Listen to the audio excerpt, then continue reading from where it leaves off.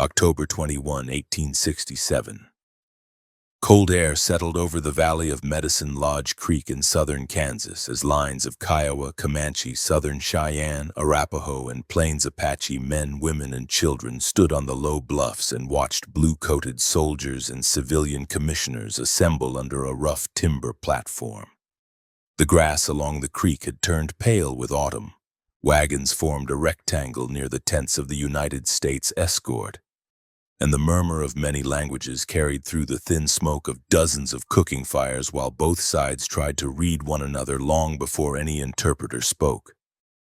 For the Kiowa chiefs such as Satanta and Kickingbird, the shape of that day came from years of fighting and bargaining that had started long before the commissioners arrived by rail and wagon. Their people had ridden from the high plains of present-day Texas and Oklahoma to this creek bottom after repeated messages from agents and officers who warned that unless they came in, the white soldiers would follow them into every canyon.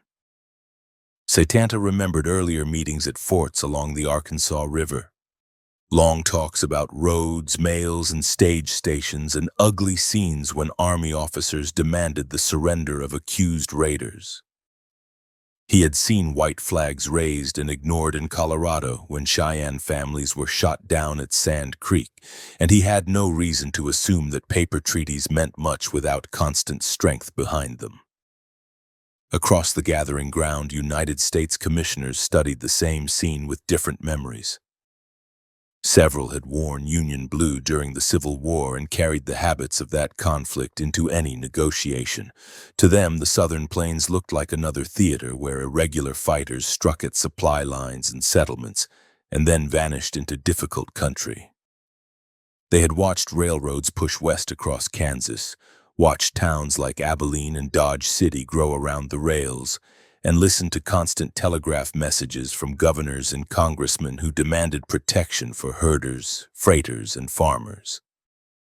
Those voices in Washington described the Kiowa, Comanche, and Cheyenne as raiders who refused to accept civilization.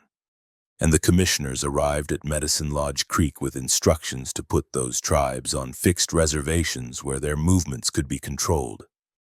The Army escort that ringed the camp showed how Washington intended to back those orders. Company streets of white canvas tents stood in neat rows with stacked Springfield rifles near the entrances and artillery pieces drawn up on a low rise that overlooked the creek bed. The soldiers carried breech-loading carbines rather than the older muzzle-loaders many of the older warriors remembered from the earliest fights along the Santa Fe Trail. Cartridge boxes rested on their belts, and in the wagon park behind the camp, spare crates of ammunition sat under tarps, protected from the weather. A few years earlier, a group of 50 armed men on the plains might have been limited by the time it took to reload a single-shot musket. Here, even before the treaty talks began, the Kiowa and Comanche scouts could see clear signs that the soldiers now carried rifles that fired faster and more reliably than the guns they had known in their youth.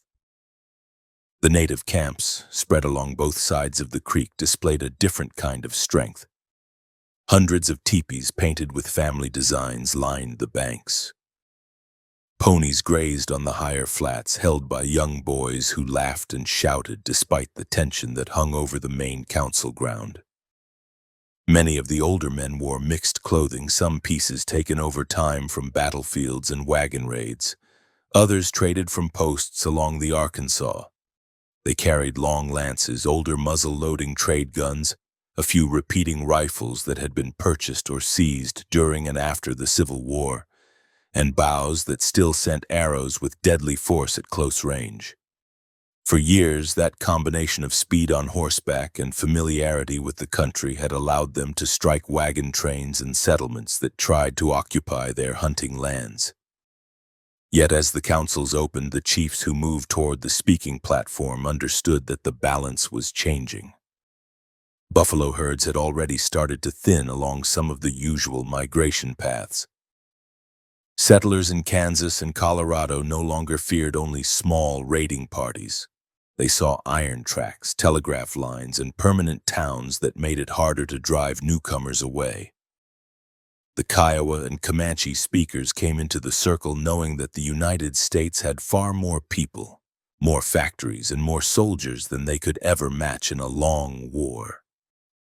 At the same time, they believed that if hunting grounds remained open south of the Arkansas River, if rations arrived as promised, and if their young men could continue to ride, they might preserve something of their way of life under new conditions. The commissioners began with prepared speeches read through interpreters. They spoke of peace, friendship, and protection. They explained that the government wanted to gather the tribes onto reservations in Indian Territory, south of Kansas, where agents would provide food, clothing, and farm tools. They described schools where children would learn English and Christianity, and they promised that if the tribes agreed to these terms, the army would stop pursuing them and keep white hunters out of the reserved areas. To men who had watched volunteer regiments massacre peaceful camps and then receive praise in Eastern newspapers, these promises sounded fragile, but the chiefs listened without interrupting, because the number of soldiers in view and the memory of even larger forces seen during campaigns in previous years made that day serious. When it was their turn to speak, representatives of each tribe stepped forward. A Southern Cheyenne leader who had survived Sand Creek asked how the United States could talk of friendship when its officers had ordered cavalry into a village that flew both a white flag and an American flag. A Kiowa orator reminded the commissioners that his people had not asked the United States to cross the Mississippi River, that the buffalo had always supplied their food, and that repeated treaties had already pushed them from the Arkansas southward.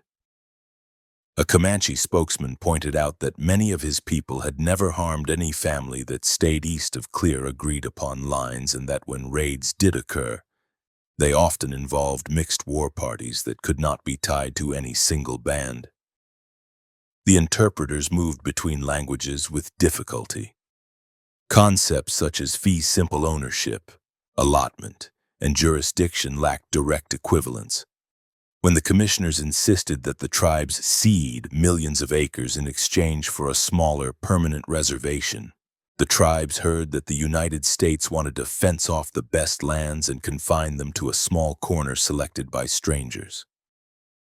When they asked for guarantees that any treaty signed at Medicine Lodge Creek would last, the commissioners replied with assurances, but they could not promise that state governments, individual settlers, and railroad companies would respect those terms. Even as they spoke, speculative maps already being drawn in offices far from the creek-marked future rail lines and towns across the very hunting grounds under discussion. Despite this, pressure pushed the talks forward. The army had shown that it could strike camps in winter, a season once considered a safe time because deep snow and cold made campaigning difficult. Column after column had come out of forts in Kansas and Colorado during earlier years, sometimes forcing families to flee with little food and few belongings. The chiefs knew that if they refused every offer laid before them, the commissioners could simply leave and let the army decide matters by force. Some leaders believed that signing might buy time and give their people a chance to adapt to changing conditions. Others saw any signature as surrender. Debate within the tribal camps lasted through the nights between council sessions, with older men recalling stories of earlier agreements broken and younger warriors insisting that the plains could still be held if the people rode together. On the United States side, the discussion after each day's council took a different form. Commissioners gathered in their tents and wrote reports describing the chiefs as warlike or tractable, weighing which leaders might influence their people toward the reservation and which might need to be targeted with future military action. They considered the cost of maintaining many scattered forts across the plains versus concentrating native populations in smaller areas where rations and supervision could be centralized. They recognized that the railroad companies wanted secure corridors through Kansas and Indian Territory, free from raids that disrupted timetables and discouraged investment. To protect those corridors, they believed they needed both written agreements and a credible threat of punishment for any group that refused to comply. By the time the first treaty was ready to sign, the soldiers had grown more relaxed, but the display of strength did not fade. Sentries still stood at the edges of camp, rifles stacked but within quick reach. Cavalry horses remained saddled for long stretches of the day. The presence of artillery on the hill stayed constant, its muzzles pointed down toward the valley as a quiet reminder of what the government could call upon if negotiations failed. Many native observers took note. They had fought small detachments and isolated posts before, but they had seldom seen such an organized blend of infantry, cavalry, and heavy weapons in a single place devoted to talks rather than open battle. That image would remain with them when they later judged whether the United States intended to rely on words or on firepower. When pens finally scratched across the prepared pages, the language bore the marks of Washington's goals. The Kiowa and Comanche Treaty defined a reservation in what would become southwestern Oklahoma, and obliged those tribes to remain there except for specified buffalo hunts south of the Arkansas River. In return, the United States promised regular rations, livestock, farm implements, blacksmiths, and teachers. The Cheyenne and Arapaho Treaty, signed days later, laid out similar terms. Officially, the government acknowledged hunting rights and committed to keep unauthorized persons, including white hunters, off the reserved lands. Reading or hearing those clauses, Native leaders could point to them later and say that the United States had put its word in writing.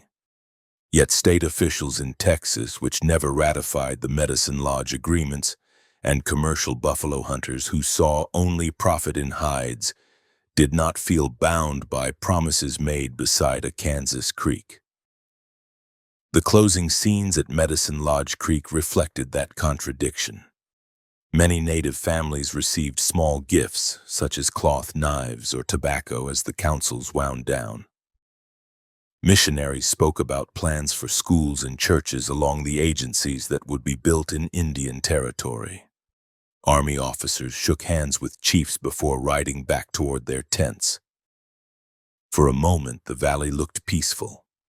Children played near the water and the campfires burned low as evening came on. At the same time, some bands quietly slipped away, refusing to stay within sight of so many soldiers once the ceremonial handshakes ended.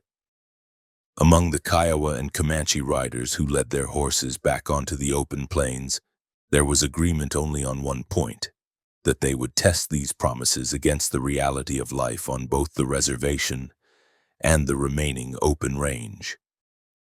As the commissioners' wagons rolled away from Medicine Lodge Creek, in the days that followed, the physical traces of the council faded. The platform came down, fire pits cooled, and the army column stretched out along the trail toward Fort Larned. The Treaty of Medicine Lodge existed now as sheets of paper carried east for ratification in the Senate, where the terms would be debated and amended without input from the men who had stood under the open sky to sign them. In the southern plains country that those documents described so confidently, the buffalo still drifted between canyons and rivers, and hunting parties still ranged far beyond any future agency site. The promises of protection and restraint written at the creek would soon collide with ranchers, railroads, and hide hunters who saw the same lands as open for use. And the people who had gathered along the creek banks would discover that the United States had brought more than words to enforce its will. January 8, 1869.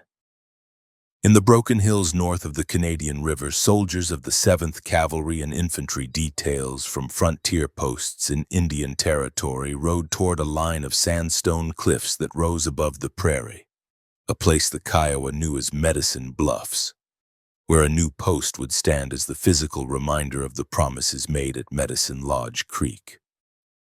The wind cut through wool coats and blankets, carrying the odor of wood smoke from the temporary camp upwind, while wagons rattled over frozen ruts with boards and tools for buildings that officers said would last. When the column halted, men loosened cinches and led horses to half-frozen pools, while surveyors paced out rectangles on the ground and marked where corrals, barracks, and storehouses would rise. The officers who supervised those first lines saw Fort Sill not only as a cluster of adobe and log structures, but as a central point of control.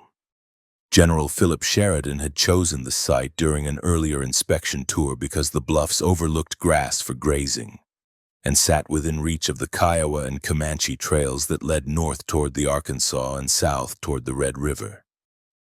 From this position, troops could ride in several directions with relative speed, either to escort wagon trains to the agencies or to pursue any party that left the reservation without permission.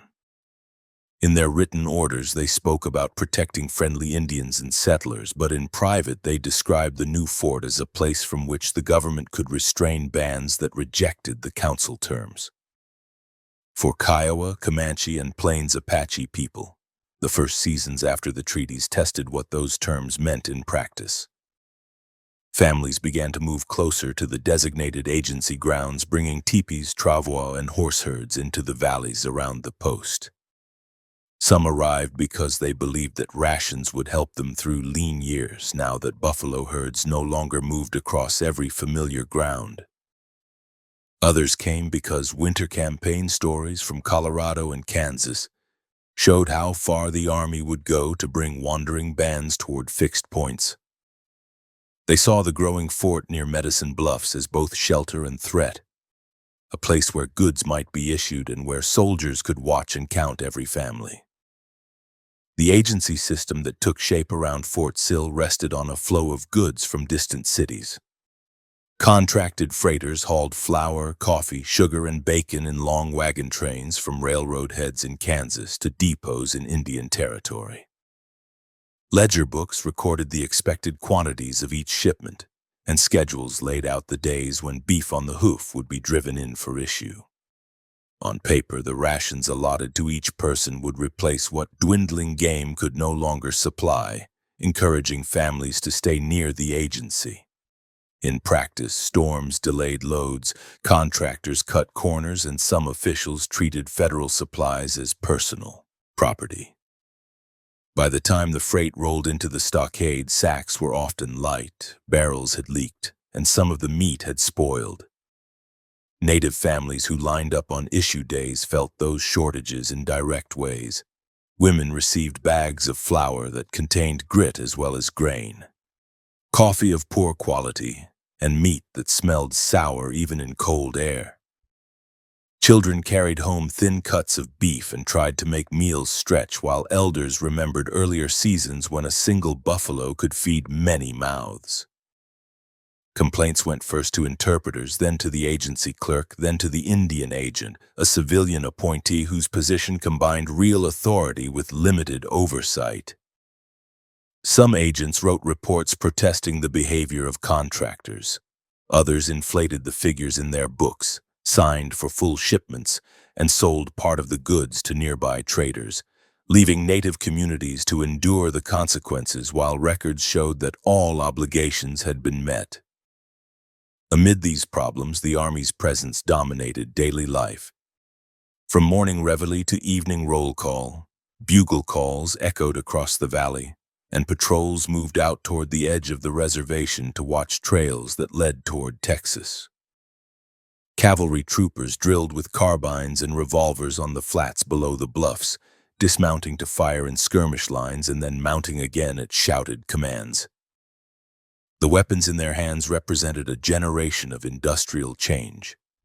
Many carried metallic cartridge carbines that could be loaded at the breech and fired several times in a minute without the careful sequence of powder, ball, and ramrod that older muzzle loaders required.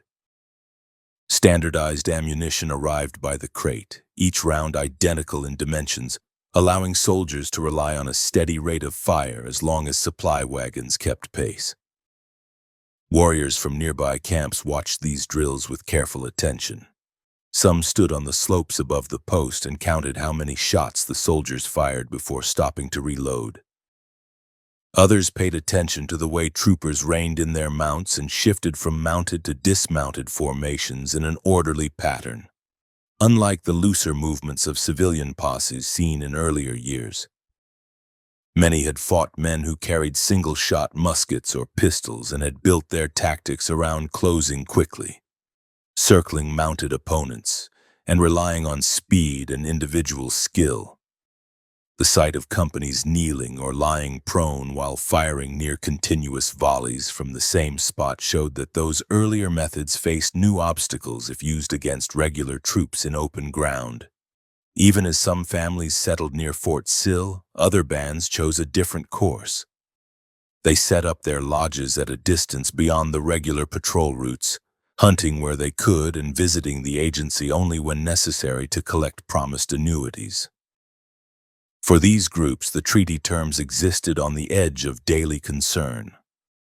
They judged the United States by what happened along the Brazos, the Pecos, and the Canadian, where Texans pushed herds and wagons westward in defiance of the lines drawn at Medicine Lodge Creek. In Texas, state officials insisted that any raid into their counties, regardless of where the raiders came from, justified pursuit and retaliation. Ranchers organized posses that did not distinguish between treaty bands and holdouts, and when livestock disappeared or a family was attacked, they demanded that the army strike back without regard for reservation boundaries. This constant friction placed Fort Sill officers in a difficult position. On one side, they received messages from Texas towns that described killings, kidnappings, and thefts, and demanded immediate punitive expeditions. On the other, they faced directives from Washington that the post should protect agency Indians who had come in under the flag of peace. When scouts from the fort traced a raiding trail back toward Indian territory, questions arose about whether the tracks belonged to men from a particular band or to a mixed party that included individuals from several tribes. Proof rarely satisfied every side. Settlers in Texas often believed that any failure to punish entire tribes for individual raids showed weakness. Native leaders feared that an attack by restless young men would bring pressure on communities that had tried to keep faith with the treaty. During the late 1860s, this tension flared into open violence that showed how the United States intended to enforce its terms.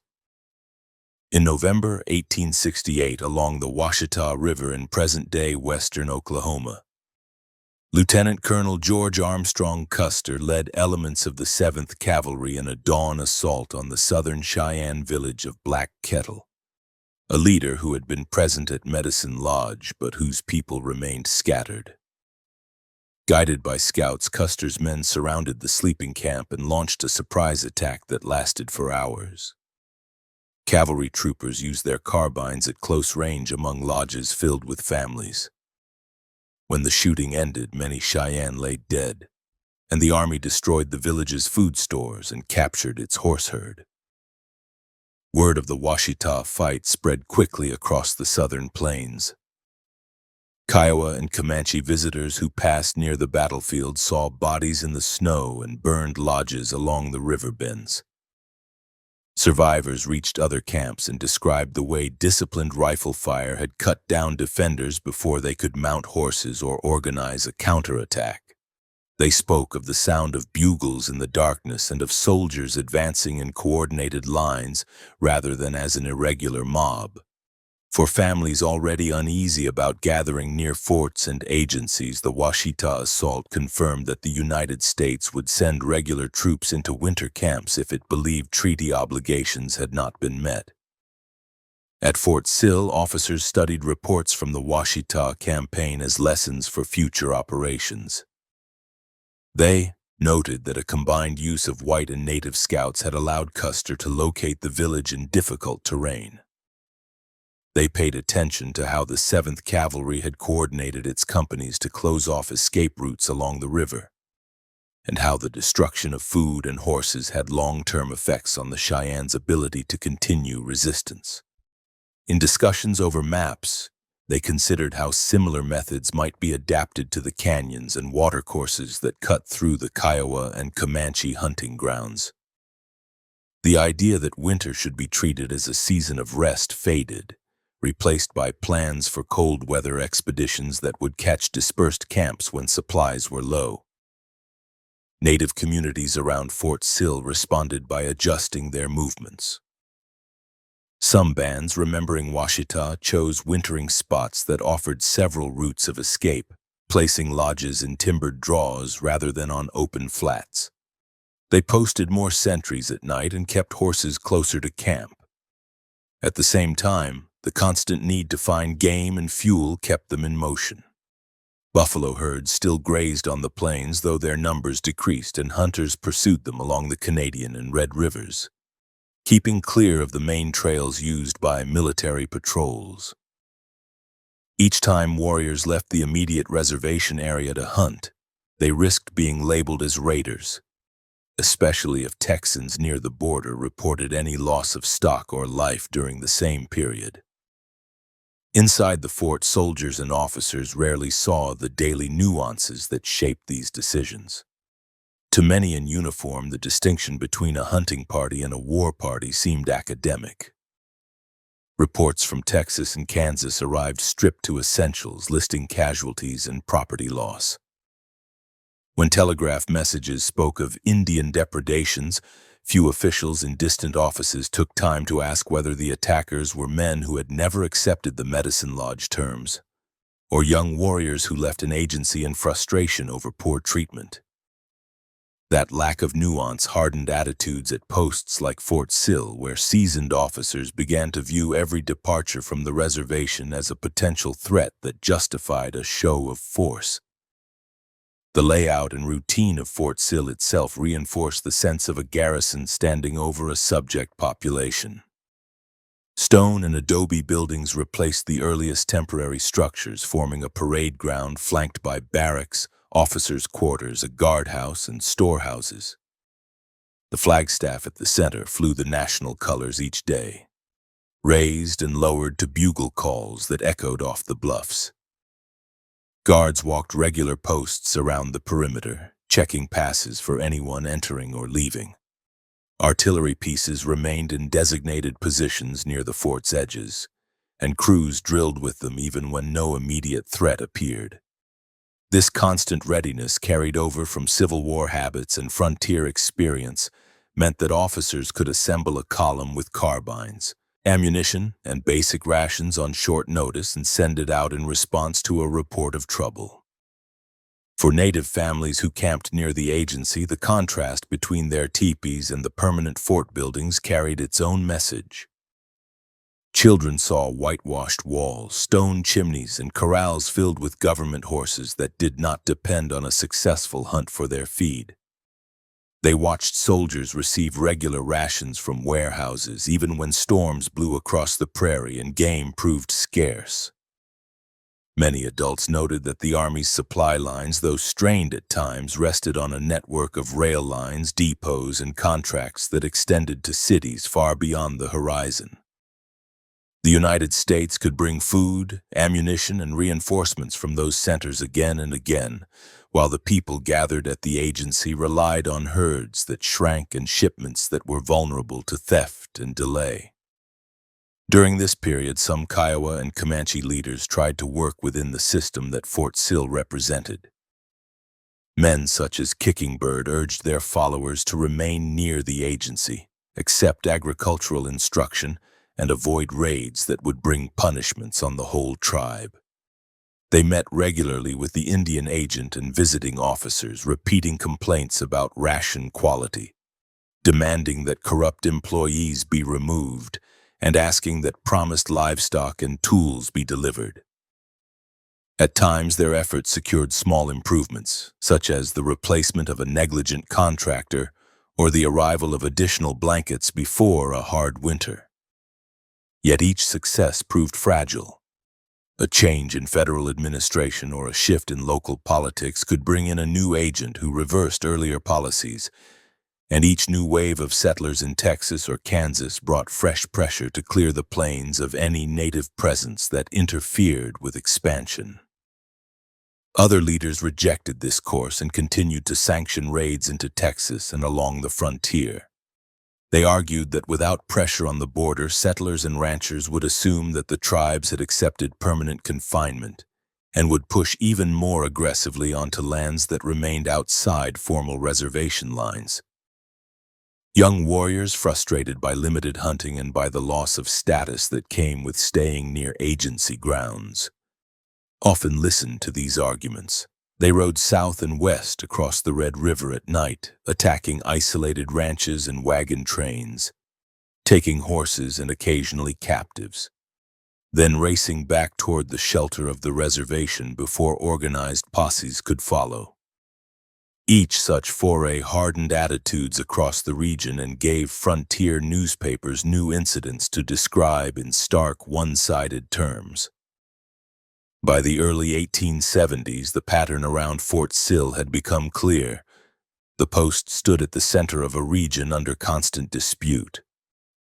Treaties and agency rules described one version of life, centered on ration distribution, agricultural training, and gradual adoption of settled ways.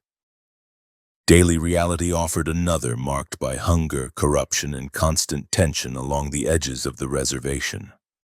On any given day, a visitor could see children at mission schools reciting English words, soldiers drilling where the prairie opened wide, women carrying home sacks of government flour, and riders slipping away toward the south with rifles and lances hidden under blankets. Each incident fed the next, and each report of a raid or a punitive expedition underscored that behind the language of peace stood an army whose weapons, numbers, and organization did not depend on the buffalo at all. September 29, 1872. Dawn came thin and pale over the broken country near the North Fork of the Red River, where the caprock of the Llano Estacado fell away into a maze of side canyons and dry streambeds, and where a column of United States cavalry moved in silence through mesquite and sand sage toward a Comanche camp that believed distance still meant safety. Frost lay in patches along the shaded banks, brittle under hooves and boots, and the only sounds were leather creaks, the faint clink of metal, and the low voices of scouts who pointed out game trails that led toward the smoke rising from hidden lodges. Behind the leading files, pack mules carried ammunition boxes and spare rations, the moving link back to posts hundreds of miles away that kept these men supplied long after any ordinary posse would have been forced to turn around. Colonel Ranald Mackenzie rode near the front, wrapped in a dark coat, his face set in the hard expression his regiment had learned to associate with orders that allowed no argument. He had come out of the Civil War with scars that never fully healed, including fingers badly damaged in battle, and carried into Texas a reputation for relentless pursuit. To his superiors, he seemed exactly the kind of officer needed to push regular troops deep into Comanche country. To the troopers of the 4th Cavalry, he felt more like a force that did not know how to stop once he set a course. On this morning, he studied the terrain carefully, noting where side draws cut into the main valley, deciding which slopes would carry his companies into positions that could seal off escape and bring repeating carbines to bear on the largest clusters of lodges. The column had marched for days from its base at Fort Concho, following information gathered by Tonkawa and other native scouts who knew the waterholes and grazing near the North Fork. For years, Comanche bands had treated the high plains and rough canyons of this region as a shield, a place to regroup after strikes into Texas and along the Canadian. Trails from raids on ranches and wagon trains often faded into this country where pursuers lost direction and turned back toward the safer line of forts. That habit of retreat had encouraged the belief that no organized force from the United States would accept the risk of long marches away from sure water and forage. Mackenzie's presence here, with well-supplied companies and firm orders to close with any hostile camp, directly challenged that assumption. As the eastern rim of the valley began to glow, scouts signaled that they could see the outlines of teepees and pony herds below. Smoke rose from cooking fires that had just been kindled. The camp they watched belonged to Cotzoteca Comanches, who had moved into the shelter of the breaks at the end of the warm season, expecting that the rising walls and scattered cedar would conceal them from distant eyes. Men and boys were tending horses along the flats, tightening hobbles and talking quietly, unaware that mounted shapes already lined the higher ground. Women prepared morning meals, and children played near the brush shelters stacked with firewood. The people in that camp had seen soldiers before at longer distances, had traded shots and then raced away, and many believed that once they reached the rough country near the Caprock, no force in blue coats could keep up. Mackenzie broke that belief in a few minutes. He passed word down the line for companies to split and move along both sides of the main draw, keeping low until every officer had reached the position assigned hours earlier in whispered conferences over rough maps. When the last group of troopers signaled they were ready, a single shot rang out as a prearranged signal, and then the ridgetops erupted with the crack of hundreds of carbines firing almost at once.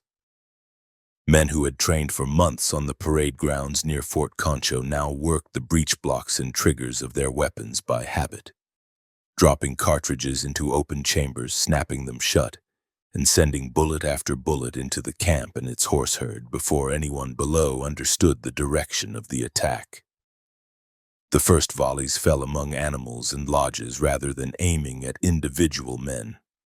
Horses screamed and reared as rounds tore through the herd, snapping picket ropes and sending panicked animals in every direction. Teepee poles splintered and canvas and hide covers shredded under impacts. Comanche men grabbed for weapons and tried to reach their mounts, finding many already down or bolting into the red dust as more bullets kicked up dirt around them. Some warriors returned fire with rifles they had acquired through trade or capture, but they did so from ground that suddenly offered little cover. Where earlier fights had been fought on terms chosen by mounted raiders, this engagement opened with the United States choosing both time and terrain. A few groups of riders managed to form and rush toward the sides of the valley, trying to find gaps in the loose ring of troopers. They rode hard, leaning low over the necks of their horses, letting off shots from revolvers or firing arrows when they could close enough. In earlier years, such charges had broken through militia lines and frightened poorly trained men into scattered retreats. Here they ran into coordinated fire from carbines that had been sighted the night before. Officers shouted orders along the ridges, adjusting the positions of squads to block visible escape routes. Troopers fired not as independent marksmen but in rough sequence, so that even as some men paused to reload, others were still shooting, keeping a nearly continuous stream of bullets cutting through the dust and smoke. Within the camp itself, some families tried to flee on foot, carrying small children, dragging what food and clothing they could seize in seconds. They headed for eroded gullies that seemed to offer shelter from the fire above, only to find that the same draws had been used by scouts to guide companies into flanking positions. As they ran, bullets smashed into the banks around them, or into the bodies of those at the rear. A few made it into side ravines and slipped away, but many realized that they faced an enemy who had not simply blundered into their camp, but had studied the land and positioned his men with the express purpose of closing every convenient path. By mid-morning, organized resistance faded. Those Comanche warriors who remained mounted led small groups out through whatever gaps they could find, often leaving wounded relatives behind rather than risk stopping under fire. Mackenzie ordered some companies to pursue, but he kept others in place to secure the camp and its resources. Once he was certain that any sizable counterattack was unlikely, he turned his attention to the horses that had not been killed or scattered. Troopers rounded up hundreds of animals, sorting them into groups and moving them under guard. To an outsider, the focus on horse capture might have seemed strange in the aftermath of a fight, but Mackenzie understood that without mounts in sufficient numbers, no plains band could sustain raiding or long-distance war. Rifles mattered, but on this land, mobility defined power, and the United States now had men and weapons firmly rooted in the saddle. The scenes that unfolded as the smoke cleared were brutal and deliberate. Dead and wounded lay among burned or torn lodges. Soldiers moved through the camp, collecting weapons, smashing those they could not easily carry, and gathering any remaining ammunition. Food stores, already thinned by the end of the warm season, were pulled out of caches and scattered or burned. For survivors who watched from a distance, the destruction carried a clear message. This was not a raid meant simply to strike and withdraw. It was an example of a new kind of campaign in which regular troops backed by supply lines that reached to distant railheads planned to make it impossible for hostile camps to reconstitute themselves quickly after a defeat. This battle did not come out of nowhere.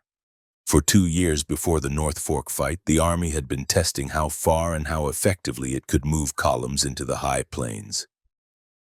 From posts such as Fort Richardson and Fort Griffin along the Texas frontier, companies pushed out along tributaries of the Brazos and the Colorado, following trails into the Llano Estacado's edge country. The Llano itself, a vast tableland with few obvious landmarks and limited surface water, had discouraged many earlier pursuers. Men who rode into it without careful planning often found themselves lost, their animals thirsty and their resolve shaken. Mackenzie and his peers approached it with a different mindset, using scouts who knew where water lay in hidden pockets, organizing mule trains with extra canteens and forage, and accepting that long patrols would be the rule rather than the exception. In the autumn of 1871, for example, a 4th Cavalry column worked its way up branches of the Brazos, smashing small encampments and carrying off livestock. These operations rarely produced the dramatic casualty numbers that politicians like to read in reports, but they served a broader purpose. Each burned collection of lodges represented a family group that would face the cold with fewer hides and less food. Each seized herd forced warriors to decide whether to risk stealing stock from Texans, inviting retaliation, or to limp back toward the agencies where rations awaited at the price of closer oversight. Through repetition, these strikes began to wear down the sense that there would always be another valley untouched by United States patrols. The environment itself forced both sides to pay attention to logistics in new ways. Summer heat baked the red earth and dried out lesser water sources. Sudden storms could turn arroyos into torrents but left no lasting pools. Comanche and Kiowa families had learned over generations where to camp to balance access to grass, wood, and water. Now they watched as columns of men in blue took advantage of the same knowledge, arriving at traditional locations with carbines and revolvers instead of with trade goods. On some marches, cavalrymen rode for hours without sight of any tree taller than a man, their only shelter tarps and their rest interrupted by distant riders silhouetted against the horizon testing their reactions. That harshness did not deter them, because behind every march lay the certainty that fresh troops and supplies could follow by rail to the chain of forts. Technology underpinned this extension of reach. The breech-loading carbines carried by Mackenzie's troopers could be cleaned and maintained in the field with simple tools. Ammunition produced in eastern factories in standardized calibers arrived in wooden crates that could be loaded onto mule packs or wagons without repacking. Revolvers gave individual soldiers confidence at close quarters where earlier single-shot pistols had often misfired or proved slow to reload. Small mountain howitzers dragged behind teams or carried on special carriages added the threat of explosive shells that could be lobbed into ravines or across streams where defenders tried to gather. Each of these devices represented a shift away from the days when frontier fighting involved roughly equal weapons on both sides, and when courage and horsemanship might balance crude muskets. Native fighters adapted in any way they could. Some obtained Sharps or Spencer rifles from traders willing to ignore regulations, sometimes paying in stolen stock or in prized ponies. They adjusted tactics to strike at smaller detachments, ambushing scouting parties rather than charging formed lines. They avoided staying long in any one place during the seasons when columns moved most easily, shifting camps more often to reduce the chance of being encircled. Yet each adaptation ran into the hard limits imposed by population and industry. There were never enough repeating rifles to arm every warrior in a large band. Ammunition for such weapons, once expended, could not be replaced readily without more risky trade. Children, elders, and the sick could not match the pace of constant relocation, especially as winters bit deeper and food grew scarce. The broader reasoning behind these early strikes tied back to decisions made far from the sound of rifles on the North Fork. In Army headquarters and in government offices, planners concluded that as long as any sizable Comanche or Kiowa group could live comfortably by hunting and raiding from refugees in the staked plains, no treaty line or reservation boundary would hold. They argued that the only way to force a lasting change was to make those refugees untenable by destroying supplies, seizing or killing horses, and showing that distance no longer equaled safety. The campaigns between 1870 and 1872 served as a testing ground for this theory.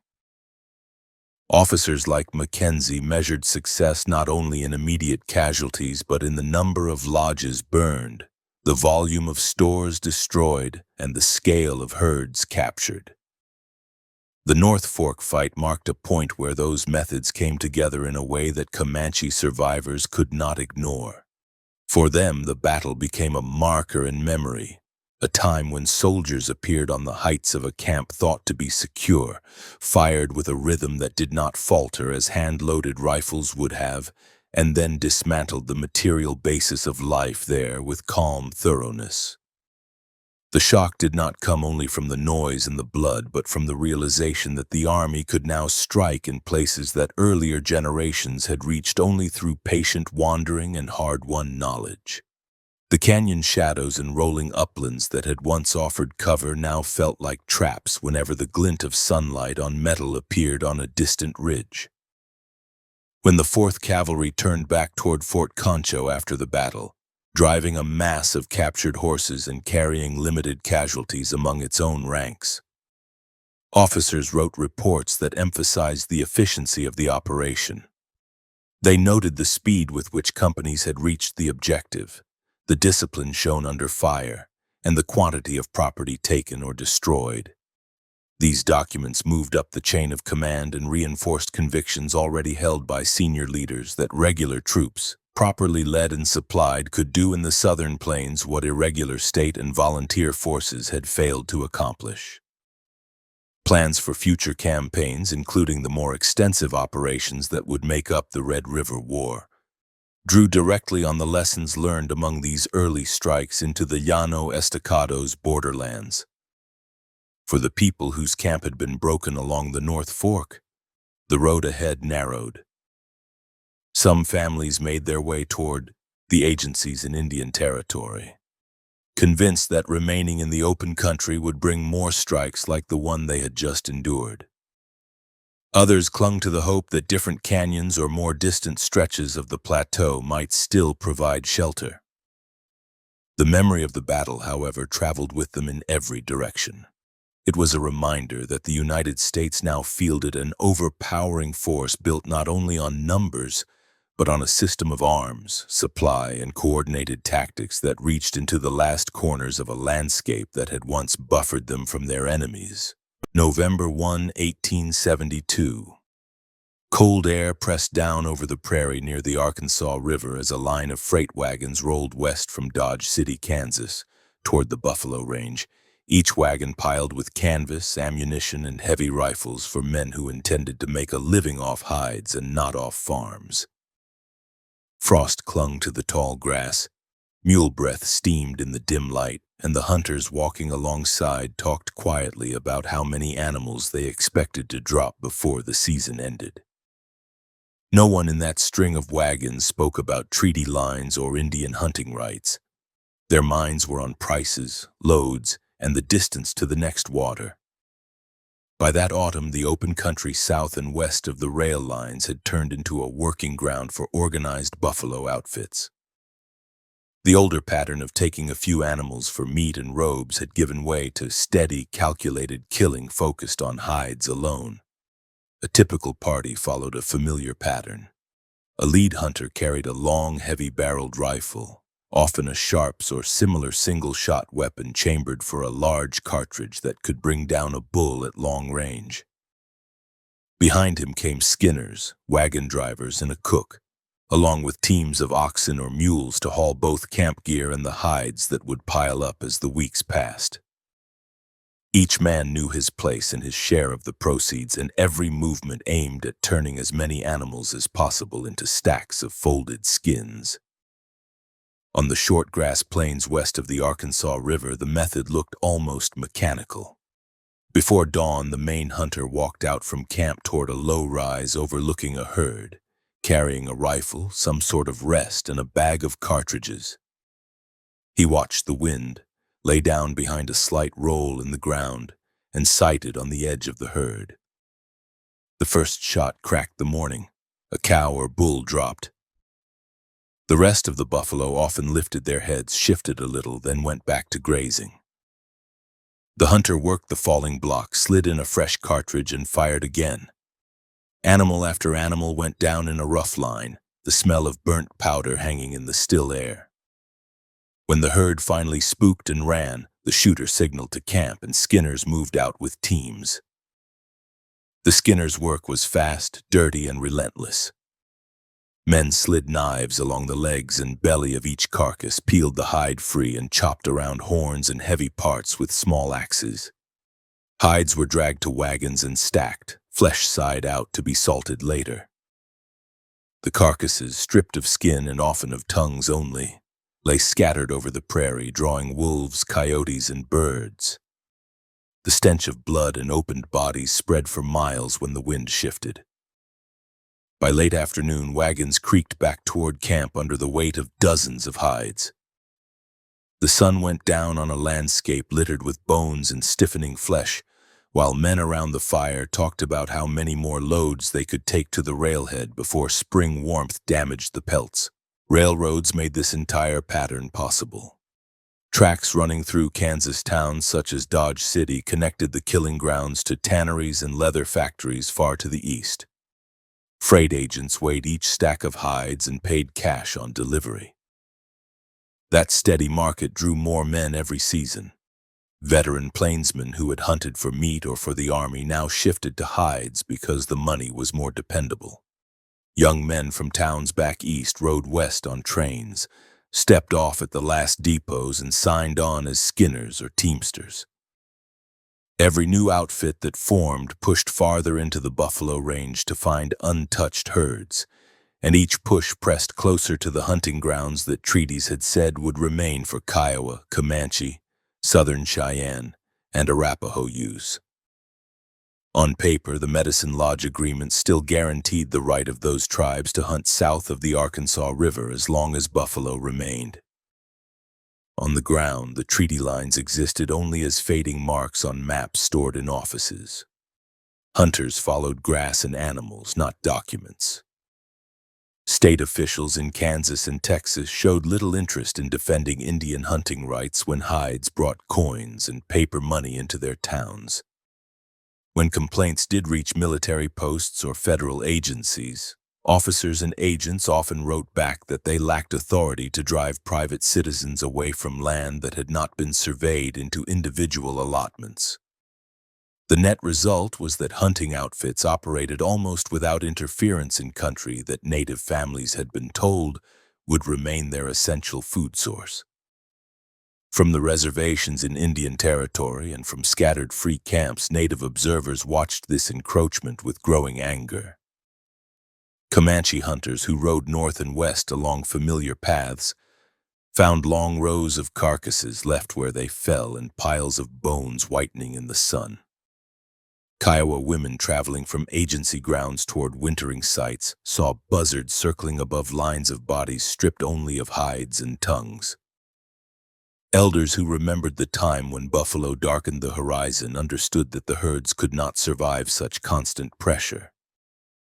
Each season brought fewer animals near the agencies and forced hunting parties to ride farther into dangerous territory just to find meat for the camp. At the same time, some officers and officials looked at the same slaughter and saw advantage. In private conversations, certain army leaders and policymakers said openly that if the buffalo disappeared, the Plains tribes would have no choice but to stay near agency warehouses and accept full dependence on government rations.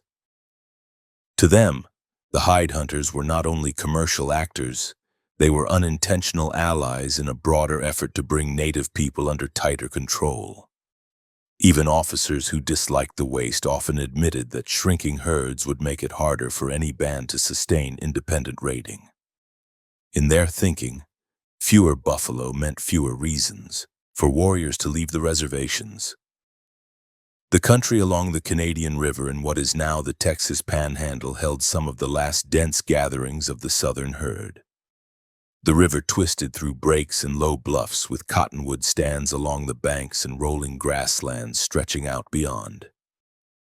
For generations, Comanche and Kiowa families had used that valley as a staging point during hunts, raising lodges near the water and spreading out to follow the herds.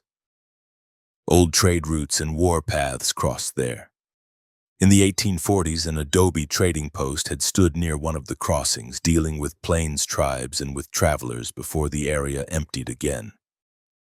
By the early 1870s, merchants and hunters looked at that same site and saw a perfect base for a new kind of trade.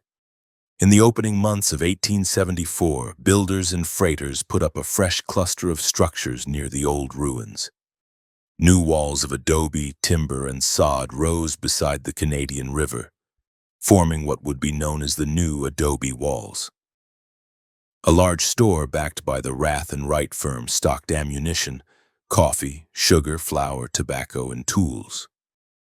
Another store run by Leonard and Myers added competition and more goods. Between them stood James Hanrahan's saloon, offering whiskey, meals, and a place to lay down bedrolls on the floor. A blacksmith shop completed the core of the post with forges ready to repair gun parts, wagon tires, and harness. Corrals of poles and brush held oxen and horses in the low ground nearby, while rough dugouts and tents spread out around the main buildings for hired hands and hunters. The men who gathered at adobe walls came from varied backgrounds, but many shared similar experiences. There were Civil War veterans hardened by campaigns in other regions who now turned their skills with firearms toward buffalo instead of soldiers. There were young drifters drawn by stories of easy money and open range. There were experienced plainsmen like Billy Dixon who knew both the terrain and the risks, and who hired on as hunters and occasionally as scouts. Quiet, watchful figures such as Bat Masterson worked as teamsters or skinners, still years away from later reputations in cattle towns. At night, the saloon filled with talk about rifles, loads, and long shots, with men arguing over whether a certain cartridge carried enough power or whether a particular hunter had exaggerated the distance of his best kill. Around the buildings, the daily work of the hide trade continued. Teams departed at dawn, driving wagons out toward nearby herds. Hunters set up stands on ridges or in shallow depressions overlooking feeding grounds. By mid-morning, the sound of heavy rifles echoed back toward the post over the Canadian River Valley. In the afternoon, wagons returned with fresh hides stacked high, the hair already stiff from drying in the wind. Workers salted and folded each skin and stacked it in long ranks behind the stores. Piles of hides built up over weeks, forming walls of stiff, pale rectangles that ran the length of the yard. The smell of blood, salt, and drying flesh hung over the entire settlement. Comanche and Kiowa scouts watched this growth from the surrounding ridges and draws. They counted wagons, noted the number of rifles carried openly, and watched how the men at adobe walls organized their defenses. They observed that the main buildings formed a rough line, solidly built, with firing positions that could cover the open ground. They saw that hunters kept their heavy rifles close at hand even when resting, and that some men slept in the stores rather than in tents, so they could reach their weapons quickly. At the same time, those scouts saw long rows of buffalo bones and carcasses scattered across the nearby plains. They understood that each stack of hides represented many animals that would never again feed a native child or clothe a family. News of adobe walls and the surrounding hide camps spread rapidly through the Comanche, Kiowa, and southern Cheyenne communities. Messengers described the buildings, the number of men, and the constant killing. They also repeated conversations overheard near agencies where some Army officers and Indian agents shrugged when confronted about the slaughter, saying that there was little they could do. Among Native leaders, anger hardened into a sense of betrayal. The Medicine Lodge promises had spoken of protecting hunting grounds. Instead, the United States appeared to tolerate, and in some minds to encourage, the very destruction of those grounds. Inside councils held at camps and near the agencies, men debated how to respond. Some leaders who had tried to follow the path of cautious cooperation pointed out that small raids on individual hunting outfits had not stopped the trade. Attacks on isolated camps had led to retaliatory expeditions that struck villages far from the scene of any fight. They worried that any new violence near the Canadian River would bring down columns of soldiers on both agency and free bands alike. They argued for petitioning the agents again and trying to get Washington to act against the trade, even though earlier protests had produced few results. Others rejected further appeals as useless. Younger warriors who had grown up listening to stories of Sand Creek and the Washita River, and who had themselves seen winter raids destroy lodges and food, argued that words had done nothing to protect their hunting grounds. They said that if adobe walls remained intact, more hunters would come, more hides would leave, and the buffalo would vanish completely. These men pressed for a direct blow aimed not at a small group of skinners scattered along a creek, but at the main post itself. They believed that a strong, coordinated attack would shock the hunters into abandoning the region and might force the United States to take treaty obligations more seriously. As winter turned to spring in 1874, pressure from hunger weighed on every discussion. Buffalo herds that once grazed closer to the agencies now lay farther away.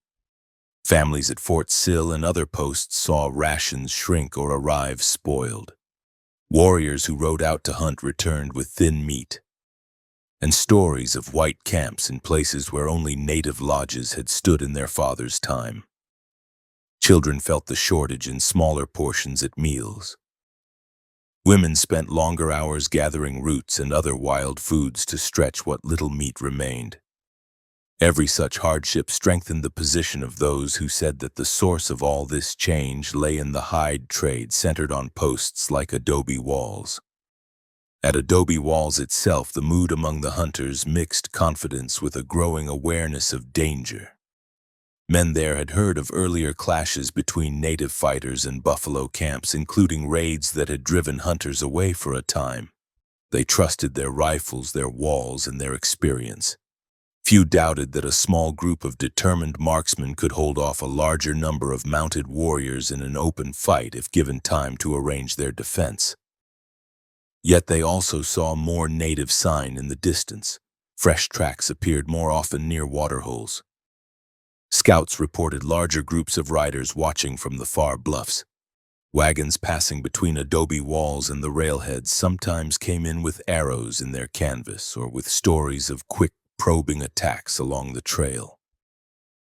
By late spring, the stage was set for a confrontation that would center on the power of long-range rifles and concentrated fire.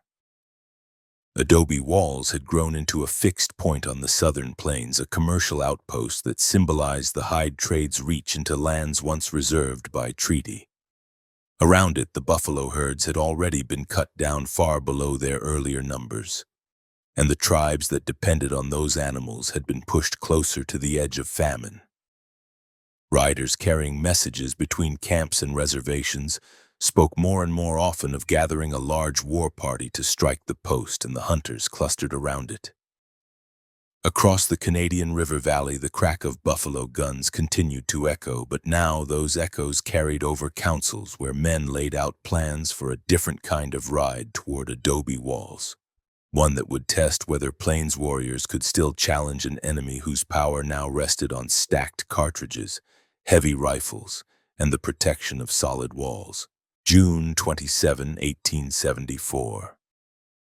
First light touched the low hills north of the Canadian River when a group of buffalo hunters at adobe walls stepped out of their buildings earlier than usual, stirred by creaks in a sagging ridge beam and by the feeling that the camp did not sit right in the heavy dawn air. The sky along the eastern edge of the plains showed a dull band of gray, the kind of light that makes distances hard to judge, and the men moving between the store, the saloon, and the blacksmith shop saw only the usual shapes of corrals, wagons, and stacked hides at first glance. They talked about roof repairs, coffee, and the day's shooting, without imagining that hundreds of mounted warriors had already closed in beyond the low rises. During the days before that morning, Comanche, Kiowa, Southern Cheyenne, and a smaller number of Arapaho riders had gathered far from the post, drawn together by messages that carried anger over the hide trade and by promises made in councils.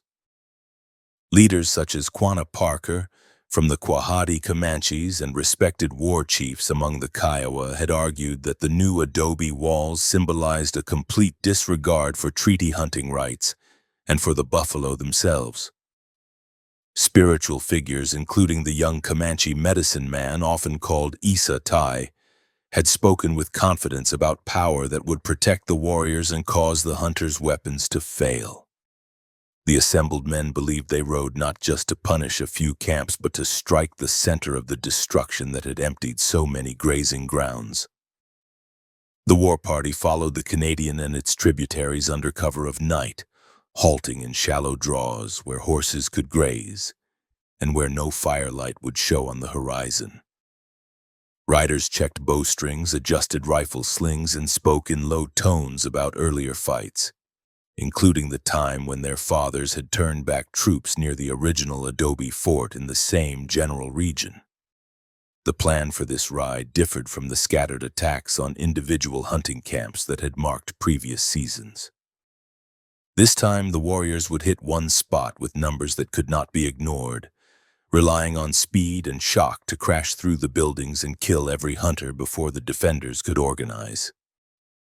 Before dawn, as the last stars faded, the war party moved into its final positions. The leaders divided men into several groups, some assigned to strike the main buildings front on, others to circle and cut off escape toward the river or the open prairie. Younger warriors smoothed the manes of their ponies and checked their saddles once more. Many carried a bow and a quiver of arrows, along with a lance or a rifle obtained through trade. Some had revolvers taken in earlier raids. The warriors expected to close quickly enough that bows, lances, and pistols would do most of the work. They pictured hunters scrambling half-dressed into the open, surprised and slow to react, easy targets once the horses pounded into the yard. Inside adobe walls, the hunters had no idea how close danger lay. Some men had risen early because of a loud crack in the rafters of one of the buildings, a noise that suggested the roof might give way if repairs were delayed. Others woke because of dogs barking or because they meant to ride out sooner than usual to reach a distant herd. Coffee boiled on stoves. Men stepped out to relieve themselves near the walls, stretching and squinting into the dim light. A few walked toward a small cluster of picketed horses to check cinches and halters. The post seemed quiet, the stacked hides and low buildings forming familiar outlines in the half-light. The first sign of attack came from the open grass beyond the corrals, where shapes that had seemed like distant mounds suddenly moved. A wave of mounted warriors surged over a low ridge and into full view, riding hard toward the post, shouting and firing as they came.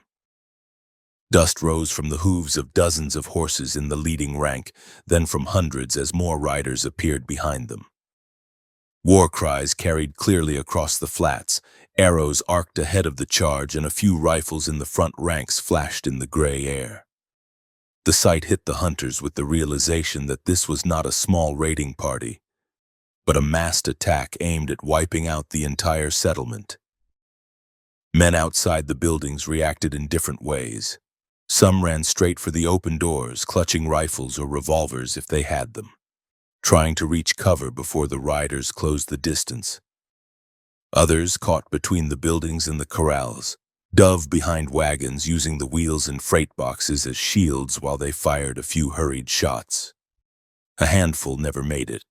Horses bearing Kiowa and Comanche warriors swept in toward the outbuildings, and men who had been in the yard when the charge began were cut down with lances, bullets, or arrows before they could take proper cover. The first moments of the assault were filled with confusion, shouts in several languages, and the raw sound of hooves slamming into the hard ground. Inside the main store and the saloon, hunters grabbed for their heavy rifles and cartridge belts.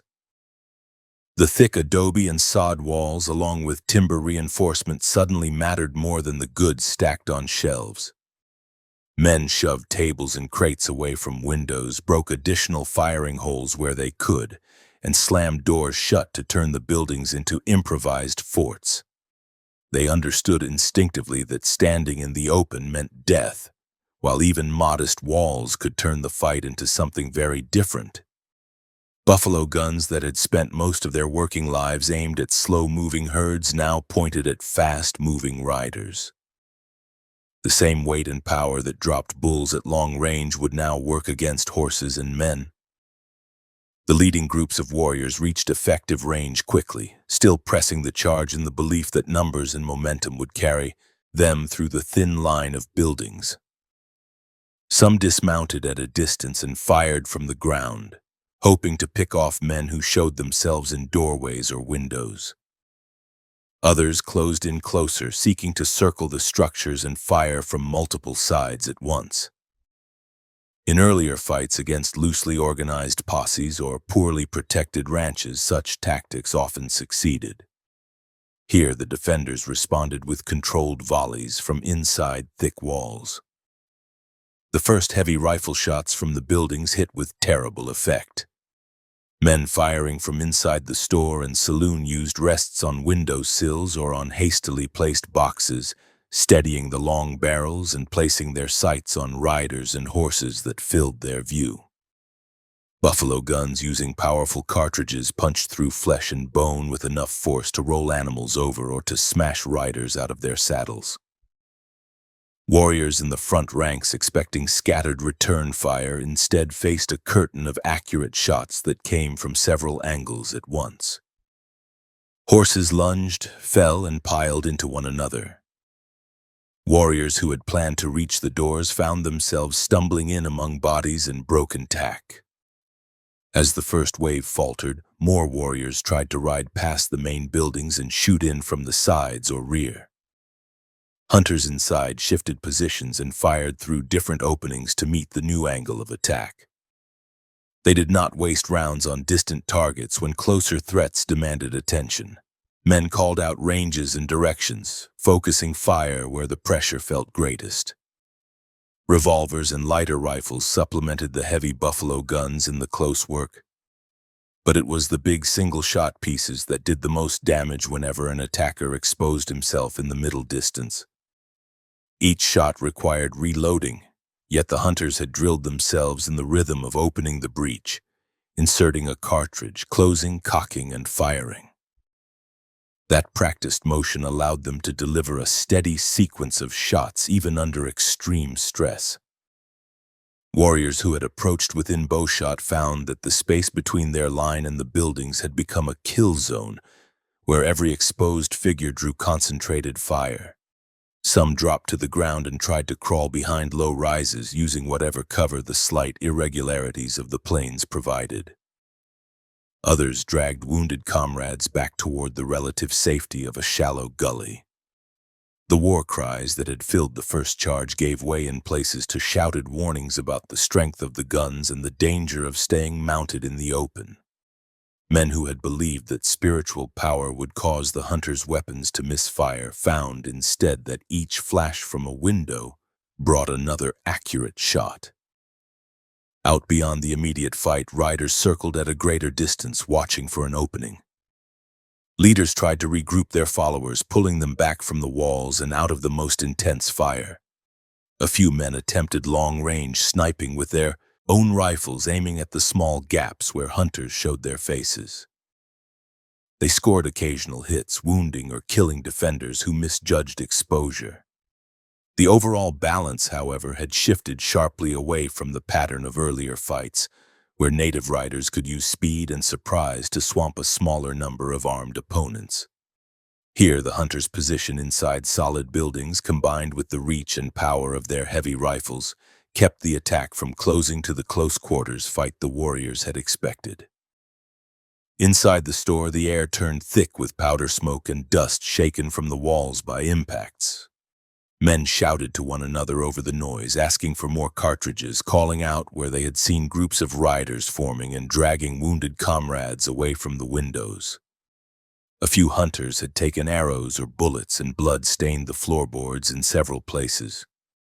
The defenders knew that if they left the cover of the walls, even to attempt a breakout, they would likely be cut down by the still sizable force outside. Their only real choice was to hold tight, conserve ammunition, and use every advantage the structure offered. Through the morning, repeated efforts by groups of warriors to rush closer ended with similar losses. Each time riders tried to sprint across the open ground, they ran into a wave of heavy fire from men who had learned through years of buffalo hunting how to judge distance and wind. Hunters aimed not just at individual men but at clusters of riders, choosing targets whose fall would disrupt the entire group. Horses struck in full stride tumbled, throwing riders headlong into the dirt. Lances and shields scattered near the bodies. For every warrior who made it into a spot of cover, several others fell in the attempt. As the sun climbed higher and the light grew harsh, the fight shifted into a long-range standoff. The war party pulled the majority of its fighters back beyond the immediate killing ground, gathering them on distant rises where they could watch the post and fire occasional shots. From those positions, men still shouted across the distance, calling insults and daring the hunters to come out.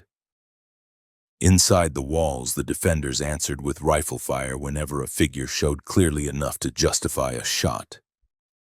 The crack of buffalo guns carried across the valley, and each hit at long range reminded the riders that the defenders' reach extended much farther than that of most weapons on their side. One moment from that stage of the battle etched itself into the memory of both participants and later storytellers. Late in the fight, a group of mounted warriors gathered on a low ridge more than halfway to the horizon, outside the distance that most shooters believed practical in combat. They sat their horses and watched the post, perhaps conferring about whether to attempt another attack or to break off entirely. Inside adobe walls, one of the best marksmen studied the line of riders, threw his sights, and decided to try a single, carefully judged shot with his buffalo rifle. He accounted for the drop of the heavy bullet over that distance, steadied the barrel, and fired. After a long pause, men in the post saw one of the distant riders pitch out of the saddle. The others turned their horses and moved away from the ridge. Whether that single hit decided the matter or not, it showed everyone watching that the defenders' guns could still reach far beyond the range most riders had expected. For the warriors who survived that day, the shock lay not only in the casualties suffered, but in the way their traditional methods had failed. They had assembled a large mixed force of proven fighters, many of them seasoned in earlier raids and battles. They had chosen their moment carefully, approaching at night and launching the attack at dawn. They had counted on speed, courage, and weight of numbers to swamp a small group of civilians. Instead, they found that even a modest handful of determined men, armed with long-range rifles and sheltered behind solid walls, could hold a fixed position against repeated charges. The experience undermined confidence in familiar tactics and forced serious thought about how to confront a power that combined industrial ammunition, strong defensive works, and practiced marksmanship. By afternoon, the war party began to withdraw in earnest. Small groups of riders covered the retreat, firing occasional shots to discourage any attempt by the hunters to follow. Dust and smoke hung over the killing ground near the buildings. Dead and wounded horses lay scattered between the post and the distant gullies where the first charges had broken. Some bodies of fallen warriors remained on the field, while others were dragged away whenever brief lulls in the firing allowed. The buffalo hunters did not sally out in force, wary of ambush and of the still significant numbers moving among the hills. Instead, they stayed behind their strengthened doors, watching the shrinking groups of riders through gaps in the walls and counting their remaining cartridges. When the last organized groups of warriors had faded from view, the men at adobe walls took stock. Several hunters had been killed in the initial minutes of the fight, caught outside or hit when they exposed themselves too fully. Others nursed wounds from bullets, arrows, and flying splinters. Yet the post still stood. The main buildings, scarred by impacts, had held against repeated attempts to storm them. The corrals and some outbuildings had taken damage, but the core of the settlement remained intact. The defenders had proven that fortifiable structures, even simple stores and saloons with thick walls combined with concentrated rifle fire, could blunt a mounted attack that would have overrun most open camps. Far from the post, as the war party dispersed across the plains, the survivors carried home lessons that would shape the months ahead. They spoke in their camps about the hunters' guns that killed at distances where arrows and many ordinary rifles could not answer. They described men in buildings who loaded and fired with a speed and regularity that did not falter under pressure. They told how charges that would once have carried through a scattered line of cabins had broken apart under a storm of accurate fire from a few well-placed openings. These accounts fed a growing understanding that any future struggle against the United States and its representatives would involve facing an opponent whose strength rested on more than just troop numbers. In the days that followed, news of the attack reached army posts, agencies, and towns across the region. Civilian reports emphasized the scale of the assault and the courage of the defenders. Military officers read the same accounts and concluded that large numbers of Comanche, Kiowa, and Cheyenne warriors had taken the field in open defiance of the existing treaties. To them, the fight at Adobe Walls marked a turning point that justified a sustained campaign to break the remaining free bands on the southern plains. As messages moved east toward departmental headquarters, senior commanders weighed how to respond, matching the display of native resolve at Adobe Walls with plans to bring the full weight of United States firepower into the canyons and breaks where those riders had come from. July 5, 1874. In a headquarters office far from the red dust of the Canadian River, General Philip Sheridan sat at a cluttered desk in St. Louis and read the first detailed telegraph reports from Adobe Walls.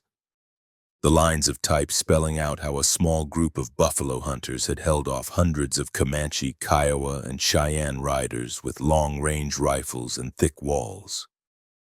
The paper in his hand described the size of the attacking force, the number of hunters killed in the opening moments, and the way the defenders had turned the post into a strongpoint that blunted repeated charges.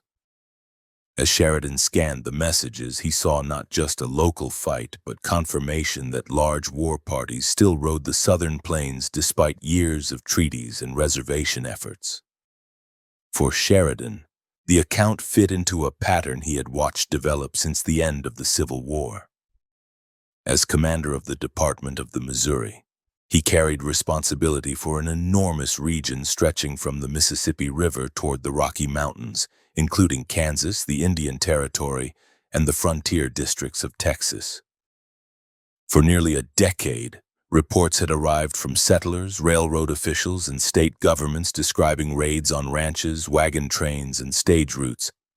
Each report carried its own names and numbers, yet together they convinced him that as long as Comanche, Kiowa, and Southern Cheyenne bands could winter in the canyons and hunt on the open plains, no line on a map would keep the region quiet.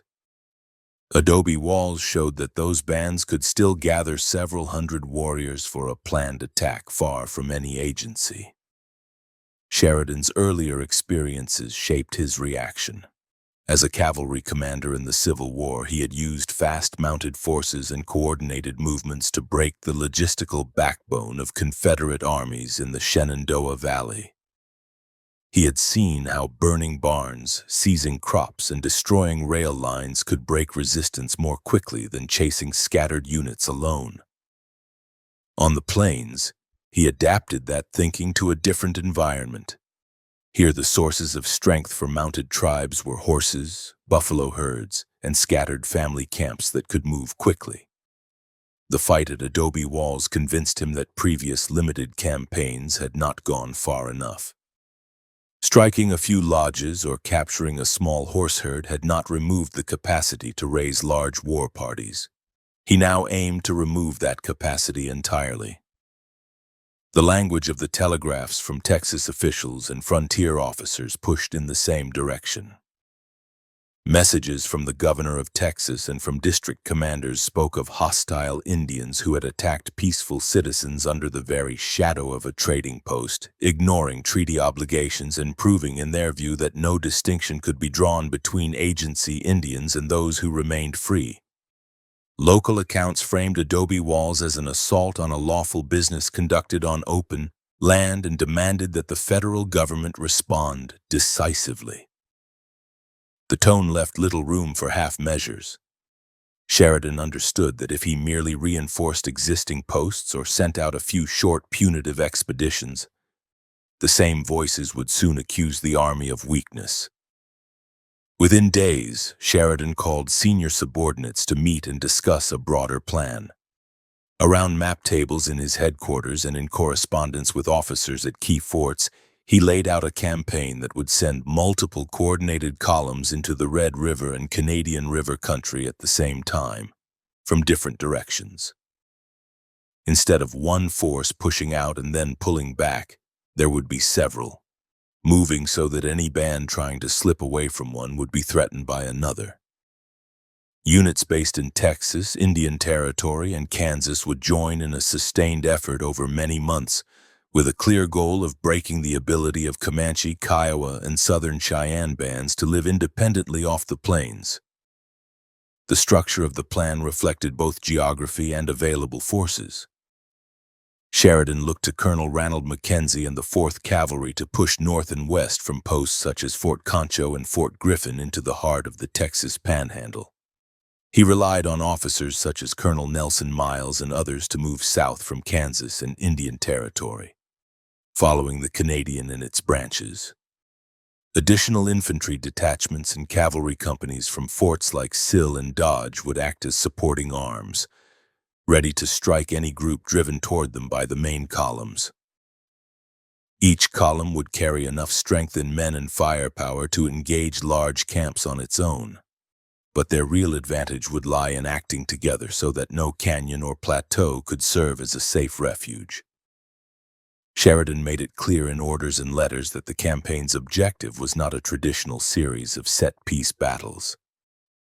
The goal was to destroy villages, seize or kill horses, and break up the scattered family groups that sustained resistance. Troops were instructed to hit winter camps, burn lodges, and destroy stored food wherever they found it. Any band that surrendered at an agency and stayed there would receive rations, but those who remained out on the plains would face constant pressure. In this framework, Adobe Walls served both as a trigger and as justification. The attack on the hunters was cited as proof that the tribes had broken the spirit of Medicine Lodge, and that any remaining promises about hunting rights had been overtaken by events. The tools available for this renewed effort differed sharply from the equipment used in the earliest frontier campaigns. By 1874, many cavalry units carried breech-loading carbines chambered in metallic cartridges that gave soldiers a reliable rate of fire far beyond old muzzle loaders. Infantry companies used similar technology, allowing them to form firing lines that could send out steady volleys rather than ragged sequences of shots. Standard-issue revolvers gave troopers confidence at close quarters. In some cases, small artillery pieces accompanied columns, light enough to be hauled along rough trails, yet powerful enough to throw shells into ravines where defenders tried to hide. Ammunition for all these arms flowed from factories in eastern states, packed into wooden crates and sent west by rail before moving on by wagon to the forts. In planning sessions, Sheridan and his staff calculated how many rounds each man would need for a long campaign, and how many pack animals would be required to move those loads across country with limited water and forage. They understood that a single column deep in the canyons without ammunition would be vulnerable, no matter how well armed at the start. Logistics officers counted wagons, harness sets, and mules. Blacksmiths at depots inspected shoes and ironwork, knowing that lame animals could halt an advance as effectively as enemy fire. The Army's growing experience during earlier Texas and Kansas campaigns helped them judge how far a column could move in a day over broken ground without exhausting men and horses. Every estimate hewed to one principle, that the columns needed enough supply depth to stay in the field until the work was done instead of returning early because of empty cartridge boxes and empty bellies. Scouts formed another key part of the plan. Sheridan pressed for the use of experienced native scouts from tribes that had allied themselves with the United States, including Tonkawa, Delaware, and others. These men knew the location of water holes, the shape of dry washes, and the usual camping places in the panhandle and bordering territories. They could read signs that regular soldiers missed, such as the age of a trail or the likely direction of a band that had split. Under officers like Mackenzie, these scouts guided columns around obvious routes in favor of approaches that might surprise villages hidden inside canyons. Their knowledge turned the Army's raw firepower into something more precise by bringing it into contact with the intended targets. As orders spread outward from headquarters, the preparation at frontier forts took on a new intensity. At Fort Concho, Fort Griffin, Fort Sill, and other posts, carpenters repaired wagons and reinforced ambulances. Quartermasters opened storerooms and checked stocks of flour, coffee, sugar, salt pork, and hard bread. Teamsters inspected harness and hitched mules to test their condition. Farriers leaned over lines of horses, trimming hooves and nailing on new shoes suited for rocky trails. On parade grounds, officers put their men through extended drills, emphasizing dismounted skirmish formations and rapid transitions between mounted movement and firing positions. Cartridges moved from crates into belts and pouches, the clink of brass a constant sound in storerooms and company streets. Within the barracks, soldiers spoke in direct terms about the coming campaign. Many were young men who had never seen large-scale fighting, posted to the frontier after the Civil War had ended. Veterans who had already marched under Mackenzie or Miles told them what to expect, describing earlier drives along the Brazos and the Washita, the long, thirsty rides, and the sudden fury of short fights in tangled draws. They also described the way columns had learned to strip captured villages of supplies and to drive away or kill horse herds, turning mobility into a weapon for the Army rather than for its opponents. The talk was blunt, without romantic language, and centered on hardship, danger, and the conviction that this time the campaign would not stop until the last free camps were brought in. On the reservations and in free camps, signs of the buildup did not go unnoticed. Kiowa and Comanche visitors at Fort Sill saw larger than usual numbers of troops drilling and more wagons in the yards. They watched trains of mules leave posts with full loads and return empty for more. News traveled quickly along native networks. Messengers carried word that new columns were forming in Texas, that soldiers near the Arkansas had received extra ammunition, and that officers spoke of a coming push into the canyons of the upper Red River. Men who had fought in earlier campaigns understood what that meant. Winter no longer guaranteed safety. The army had learned to move during the cold months, and a sustained drive that started after adobe walls could roll through the late summer and into the next year without pause. Agents who had tried to maintain fragile peace at the agencies received their own instructions. Sheridan and departmental commanders expected them to keep close track of which bands remained near the posts and which had gone out onto the plains. The agencies were to be points of surrender and control, not sanctuaries for raiding parties. Some agents, sharing the same frustrations about raids and treaty violations, supported the new hard line and cooperated fully. Others, more aware of ration shortfalls and corruption within their own ranks, feared that a crushing campaign would fall hardest on families who had tried to follow the rules. Their protests carried little weight once the higher command issued its orders. The line was drawn simply. Those at the agencies would be treated as friendly, those away from them as subjects of the campaign. Sheridan's written communications during this period stayed within the language expected of a senior officer reporting to superiors and to the War Department. He spoke of restoring order, protecting settlers, and enforcing existing agreements. In less formal discussions with subordinates, the tone could turn sharper.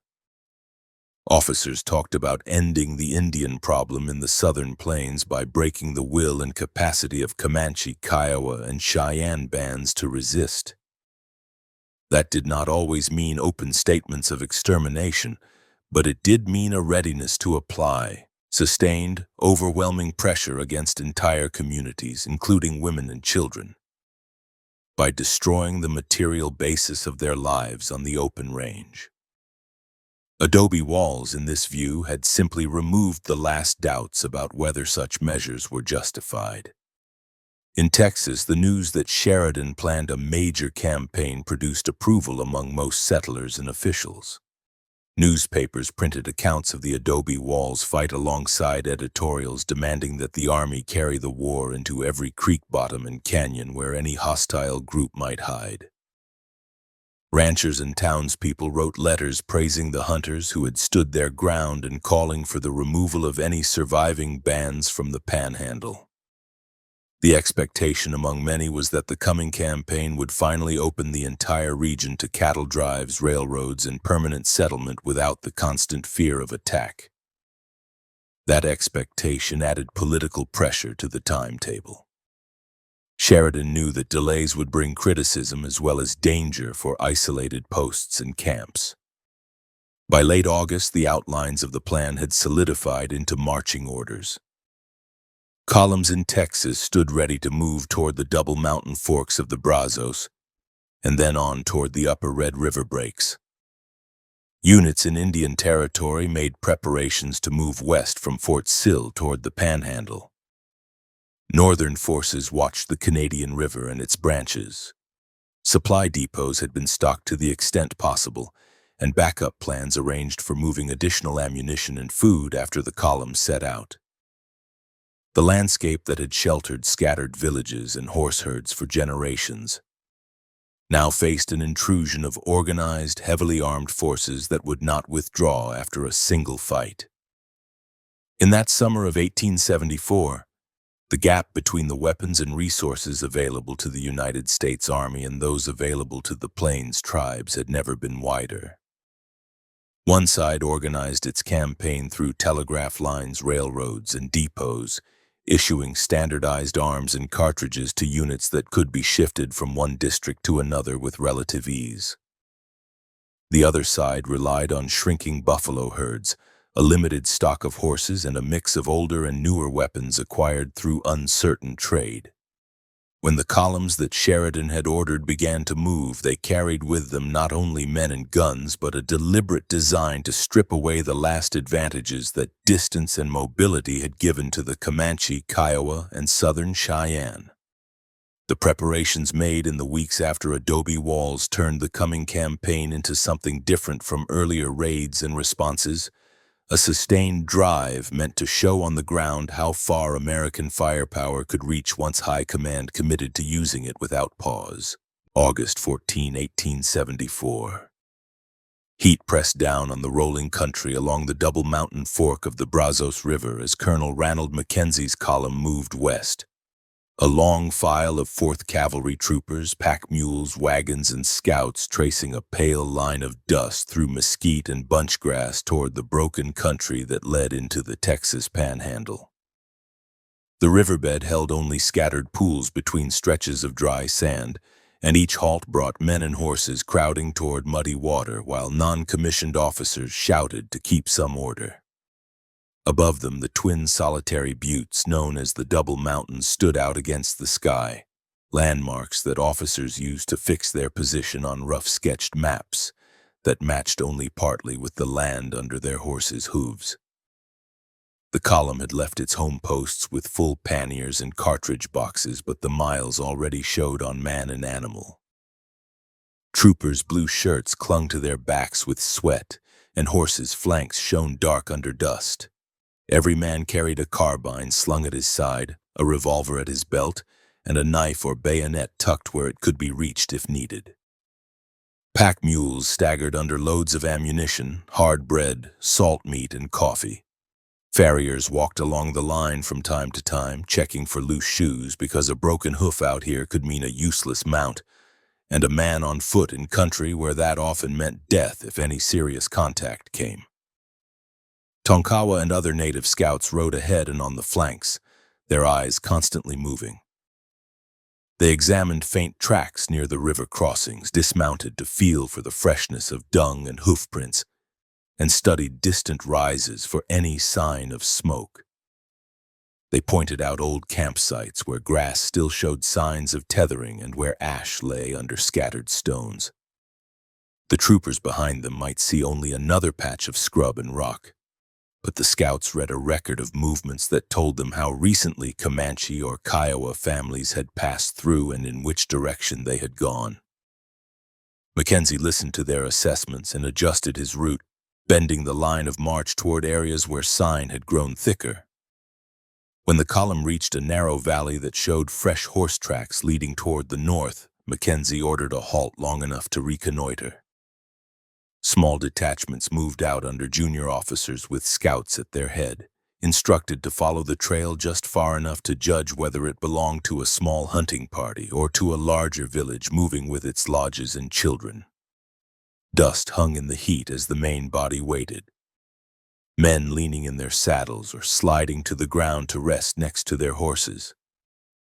They loosened saddle cinches slightly, checked the caps on their canteens, and looked up at the bare line of the bluff tops that might hide watchers. The quiet buzz of insects and the creak of harness gave the pause an uneasy edge. By mid-afternoon, the scouts returned with news that the tracks ahead included many pony prints intermixed with the deeper marks of heavily loaded travois poles, and that the sign grew denser in the direction of a side drainage that cut toward the upper reaches of the Brazos system. That meant families were ahead, not only war parties. Mackenzie's reaction was immediate. He called his officers together, pointed out the described ground on his map, and laid out a new approach. Companies would separate before dawn the next day, moving along different branches of the drainage to come down on any camp from more than one direction.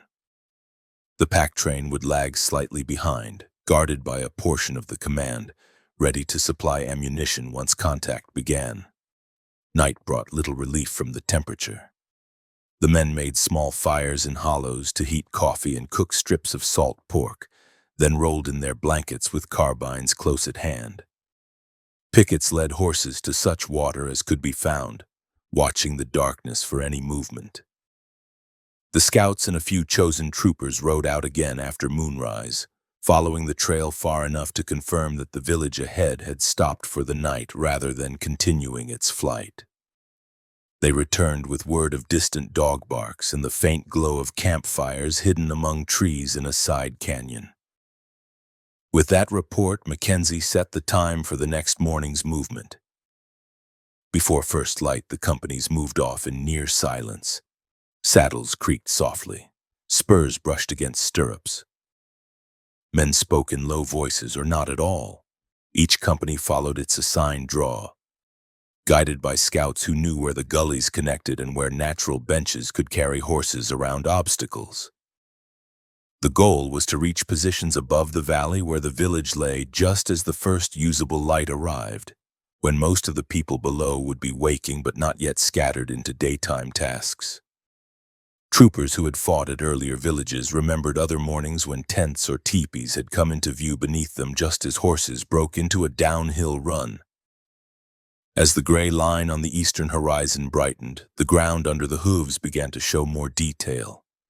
Brush thinned. The edge of a main valley appeared, with darker shapes of trees clustered along a narrow stream. Through gaps in the foliage, men in the leading files caught glimpses of conical lodges, tethered horses, and thin lines of smoke. Children's voices carried faintly in the still air. The scouts raised their hands in signal. Mackenzie rode forward just enough to see the scene for himself, then handed down his final orders. At his word, bugles sounded a harsh call that broke the silence, and troopers kicked their horses into movement. The descent into the canyon unfolded in a series of jolting drops and turns. Horses slid on loose rock, checked by riders who fought to keep some order in the rush. Carbines bounced in their slings. Men shouted to be heard over the noise of hooves and the first cracks of gunfire from the valley floor. Warriors who had been near the lodges when the bugles sounded grabbed weapons and sprinted toward their horses, shouting warnings to the rest of the camp. Some chose to stand and fire from behind trees and brush, sending rounds upward toward the advancing line. Others ran directly for the mouth of the canyon, hoping to drive the village's herds out ahead of them before the soldiers could close. Mackenzie's men had trained for this kind of approach. As the companies reached firing distance, officers signaled for dismounting. Every fourth man took the reins of 3 other horses, leading them to the rear while the rest formed a ragged skirmish line on foot, spreading out along the slopes to bring carbines to bear on the lodges and the scrambling figures below. They knelt or lay behind whatever cover the hillside offered, sighted on visible targets, and opened fire. The sound of many carbines firing nearly at once rolled along the canyon walls. Bullets tore into lodges, cut through pony herds, and struck men who were trying to organize a defense or an escape. In the camp, the first impacts produced panic. Horses screamed and tried to yank free of their picket lines. Women pulled children toward the shelter of the brush or the stream bank, searching for any ground that lay just out of the direct line of fire. Some men managed to mount and race toward the mouth of the valley, shooting back over their shoulders in single snaps of rifle or pistol fire. Others tried to form groups to counterattack up the slopes, only to find that every attempt to crest an open patch of ground drew another volley from above. A few defenders found spots behind boulders or thick trunks where they could return fire with some safety, and sharp cracks of their rifles replied to the steady beat of the soldiers' guns. Once the initial rush had broken the camp's order, Mackenzie turned attention to cutting off escape. He sent portions of his command down the side of the valley toward the lower end, ordering them to reach the flats and then ride across to block the path out. Other groups peeled off to the upper end, where they could seize the horse herds and prevent their dispersal. Men moved quickly to capture as many animals as possible, swinging into saddles without ceremony, driving several ponies at a time back toward the center of the line.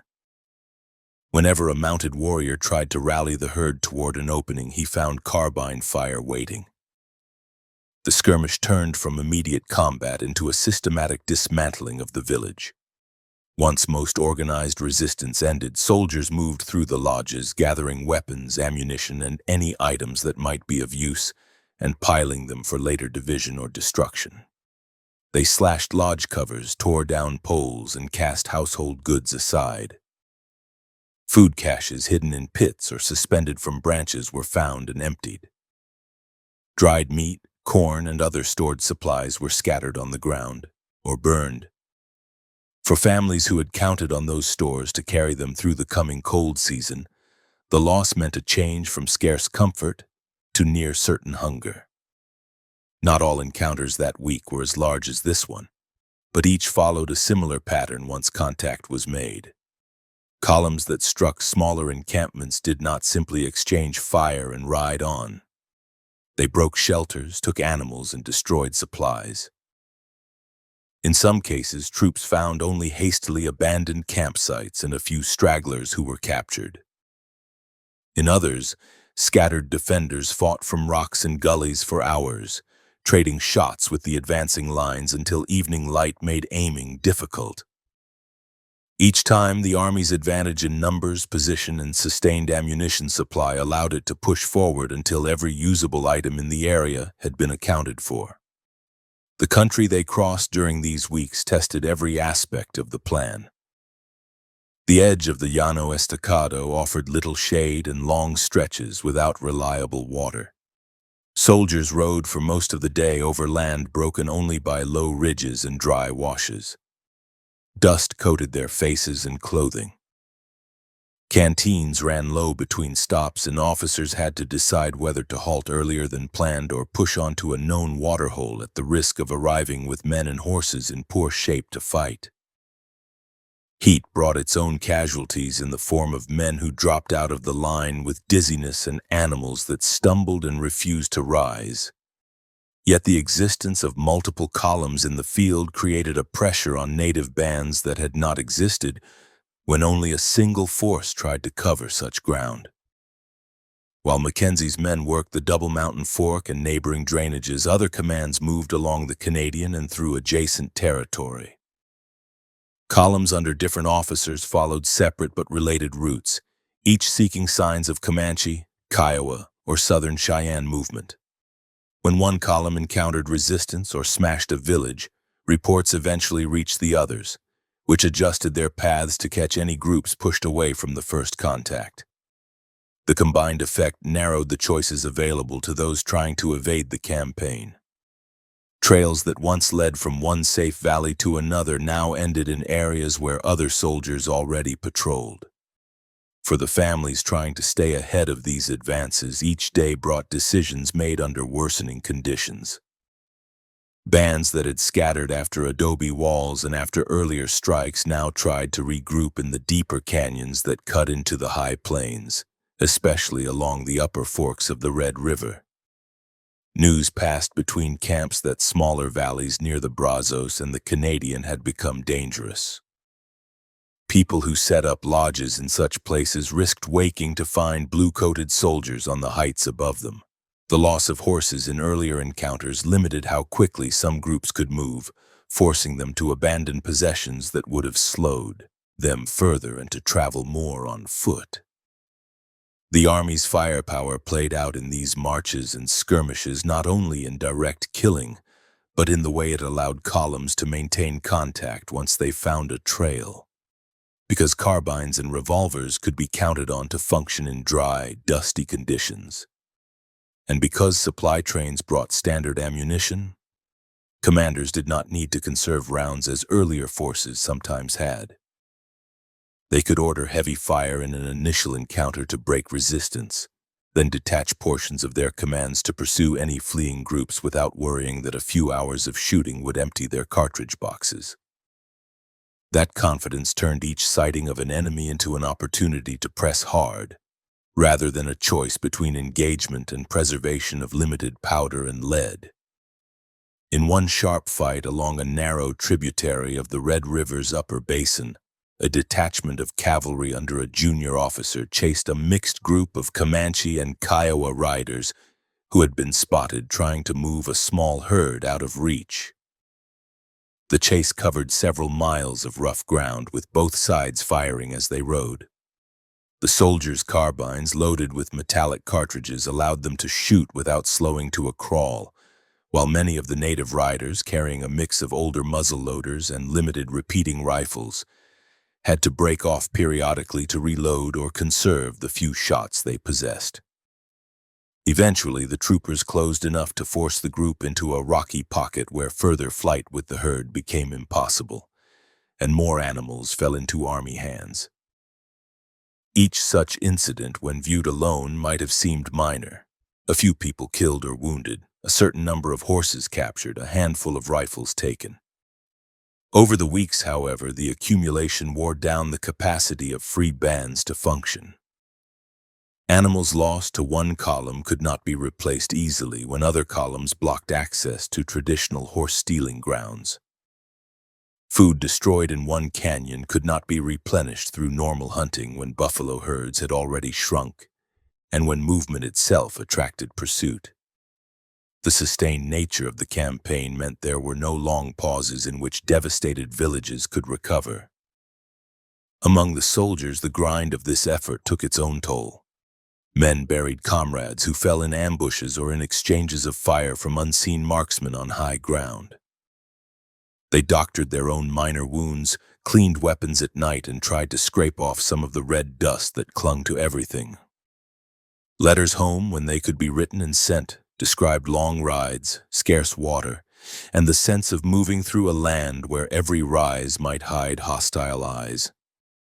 Yet in their camp talk, many also noted that the army seemed to be pressing harder and reaching farther than in earlier years, and that reports from different columns spoke of multiple villages struck and large numbers of animals taken. On the other side, Comanche, Kiowa, and Southern Cheyenne accounts of this period passed orally within families focused on the constant threat overhead. People spoke of being forced to move from one canyon to another with little rest, always watching the ridgelines for the silhouettes of riders in hats rather than feathered crests. Children learned to keep quiet during marches and to lie flat when gunfire started. Men discussed whether to split into smaller units that might slip through the net more easily, or to consolidate in a few deep canyons where they could defend a more concentrated community. Both choices carried risks in a landscape now crisscrossed by armed patrols. By early September, much of the southern plains country between the double mountain fork of the Brazos and the Canadian had been thoroughly searched by at least one column. Mackenzie's men and others had burned multiple campsites, seized thousands of horses over the course of the campaign, and sent captured stock back toward the forts under guard. The surviving bands, driven away from smaller shelters, moved toward the largest remaining strongholds along the upper Red River forks, especially the long sheltered trench of Palo Duro Canyon and its connected ravines. Officers read the sign in the ground and in the captured stock and understood what that concentration meant. The campaign had narrowed the choices down to a few remaining centers of resistance. Mackenzie received word from scouts that large numbers of lodges, many horses, and substantial stores of food had gathered in those deep-cut valleys. The columns had already shown what they could do in lesser canyons. Now they aimed to carry the same methods into the heart of the last major refuge in the region. As the column turned north toward the high-edge country that overlooked the Palo Duro area, the troopers could see ahead of them the change in the land where the relatively flat surface broke abruptly into a maze of steep walls and hidden floors. The men adjusted their saddles and checked their weapons again. The weeks along the Double Mountain Fork and across the staked plains had taught them how to move and fight in rough terrain, and had taught the bands ahead what it meant when company after company of armed men refused to turn back. The next descent would not simply repeat earlier fights on a slightly larger scale. It would mark the point at which the full weight of the campaign pressed directly down into the central living spaces of the Comanche and Kiowa people, who had tried to hold on to some independence on the southern plains. September 28, 1874. First light barely touched the edge of the caprock when Mackenzie's column reached the broken rim of Palo Duro Canyon and drew up short, horses blowing hard in the cool air while the men stared at the drop that separated them from the long-hidden village below. The prairie at their backs looked flat and empty, but in front of them the ground fell away into a deep gash filled with trees, brush, and the faint gray outlines of hundreds of lodges stretched along the canyon floor. Smoke from early cooking fires rose straight up in the still air. From that height, the camps below looked quiet, settled, and unsuspecting. A rare place where people had begun to believe they could rest. For weeks, Comanche, Kiowa, Southern Cheyenne, and a few allied Apache families had been forced out of smaller side valleys by the repeated sweeps of army columns. Each time soldiers came close, villages had broken down in haste, abandoning poles, heavy goods, and sometimes the very old or very sick who could not be moved quickly. With each move, people looked for a deeper, more defensible place to gather in larger numbers. Palo Duro Canyon offered that kind of shelter. Its steep walls hid the camps from the open plains above. Springs in a narrow stream gave reliable water. The flats along the bottom carried grass for the great combined horse herds. In the days before Mackenzie reached the rim, those gathered there had begun to repair lodges, rest mounts, and dry what meat they could still find. The camp stretched along several bends of the canyon. Lodges of different styles and materials showed where each tribe had set up. Some Kiowa teepees bore painted symbols marking family histories. Comanche groups placed their shelters near favored grazing spots. Cheyenne families clustered near stands of timber that offered extra fuel. Children ran between lodges carrying bits of food or playing with sticks and stones. Women worked over fires, cutting meat and stirring pots. Older men sat together talking about trails, scouts' reports, and the constant presence of soldiers on the plains above. The massive horses grazed near the center and at both ends of the camp, watched by boys and young men who walked among them with ropes in hand. Scouts had warned that troops still moved on the plains, but many in the village believed that the depth of the canyon and the difficulty of reaching it would keep the army away. Earlier columns had passed near similar country without attempting a descent into the worst of the breaks. The steepest slopes looked impractical even for determined cavalry officers. From the bottom, the walls rose almost straight in places with only a few narrow paths where animals had worn tracks over many seasons. People in the camp took some comfort from that. They could see dust on the distant prairie on some days, but there had been no sign of blue coats on the rim above them. Mackenzie's scouts, however, had found a route down. In the pre-dawn darkness, guided by men who knew ancient game trails and paths used by hunters, they led the colonel to a point where a narrow track twisted along the side of the cliff. It was steep, loose, and dangerous but passable. Below lay the heart of the village. Mackenzie had seen enough of the campaign to understand what that meant. If he could get even part of his command onto the canyon floor before the camps fully reacted, he could strike at the largest concentration of people, animals, and supplies left in the region. The descent would cost men and horses, but the opportunity to hit such a target weighed heavier than the risk.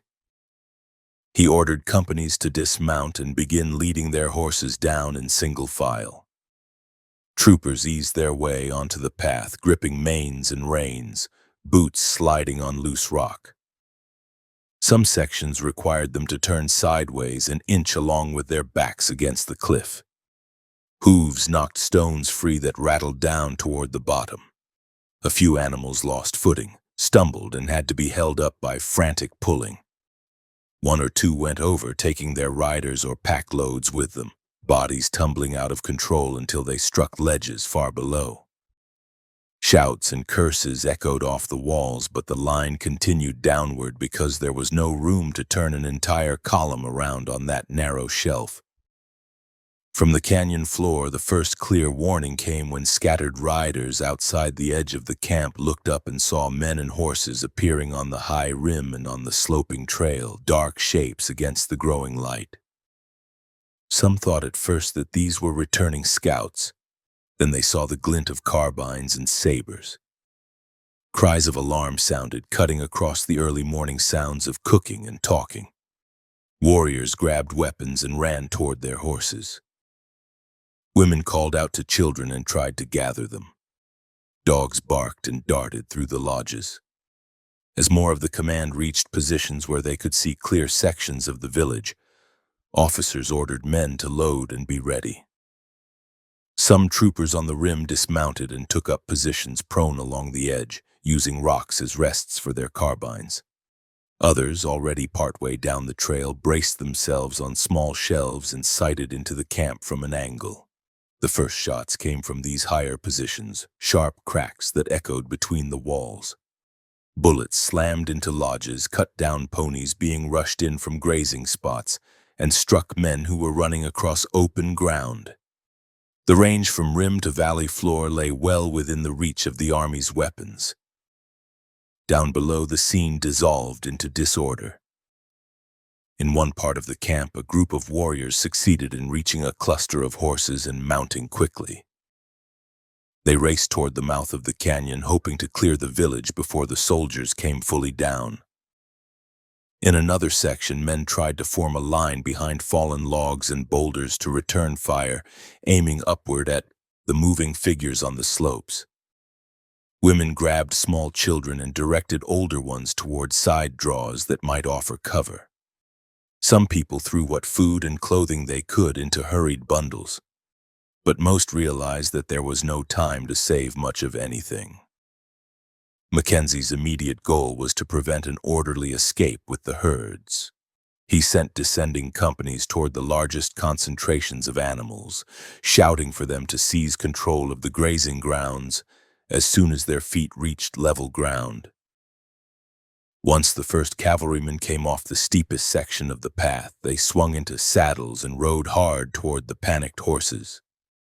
Carbines fired at close range into the air and, when needed, directly at animals to break up groups that remained under warriors' control.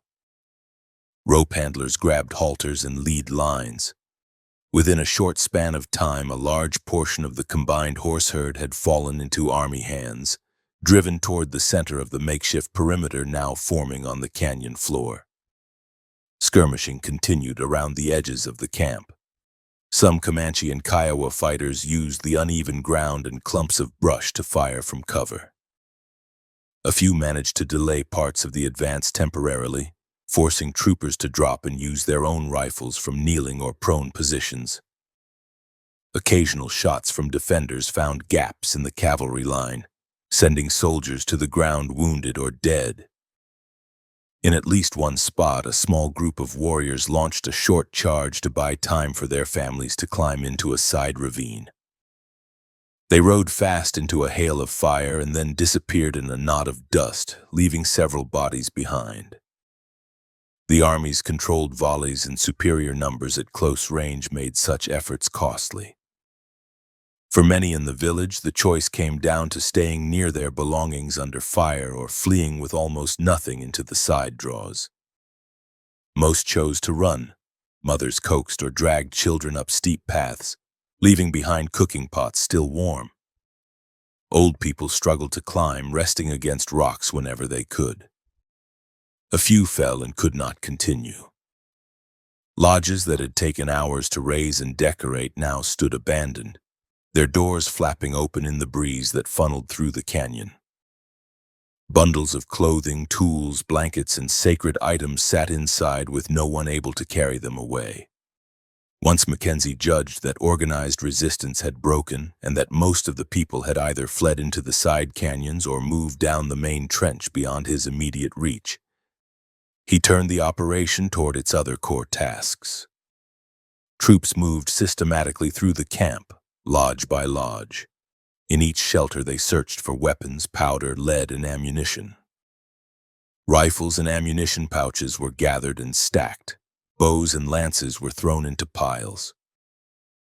Anything that could be used again in a fight was either kept for later distribution to friendly scouts or destroyed. After the weapons came the material, basis of daily life. Soldiers pulled down lodges, slashing coverings with knives or ripping them loose from poles. Painted hides and plain ones alike were dragged out and cast into heaps. Poles that had once held homes upright were broken or thrown aside. Bags of dried meat were cut open and spilled. Stores of corn, beans, and other foodstuffs, some of which had been hauled over long distances for this combined camp, were dumped onto the ground and trampled. Clothing, tools, and household items took blows from boots and rifle butts as the troopers worked their way along the canyon floor. Fires were set in multiple places once enough flammable material had been gathered, and soon thick smoke rolled along the valley, carrying the smell of burning hides and brush. The destruction extended beyond housing and food. Sacred items, family goods, and personal trophies that soldiers did not recognize as such lay among the debris. Some troopers pocketed small valuables as souvenirs, but much of what lay in the lodges went up in the general burning. For the people watching from the side slopes and ravines, the sight cut deeply. They saw not only the physical loss, but also the violation of spaces that had held ceremonies, councils, and private lives. From their vantage points, they watched flames take the work of years in a single day. The horses remained at the center of Mackenzie's attention. Once the firing had died down enough to permit counting, officers estimated that they held control of a very large herd, far more animals than the regiment could maintain or safely escort back to the forts.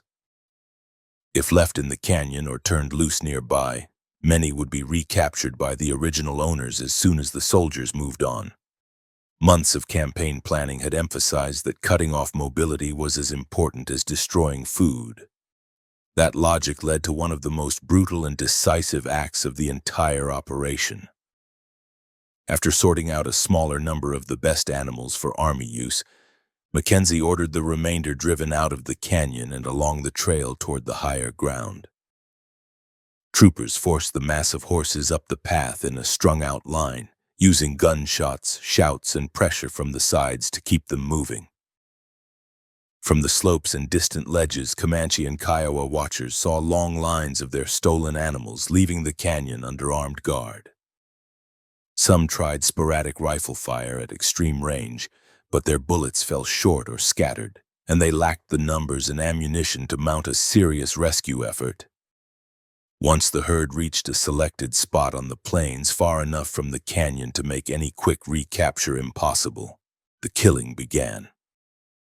Soldiers formed rough lines and used carbines and revolvers to shoot horse after horse at close range.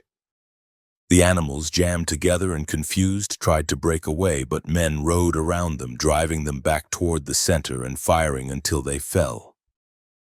The sound of shots blended with the screams and groans of wounded horses, a harsh noise that carried far across the open ground.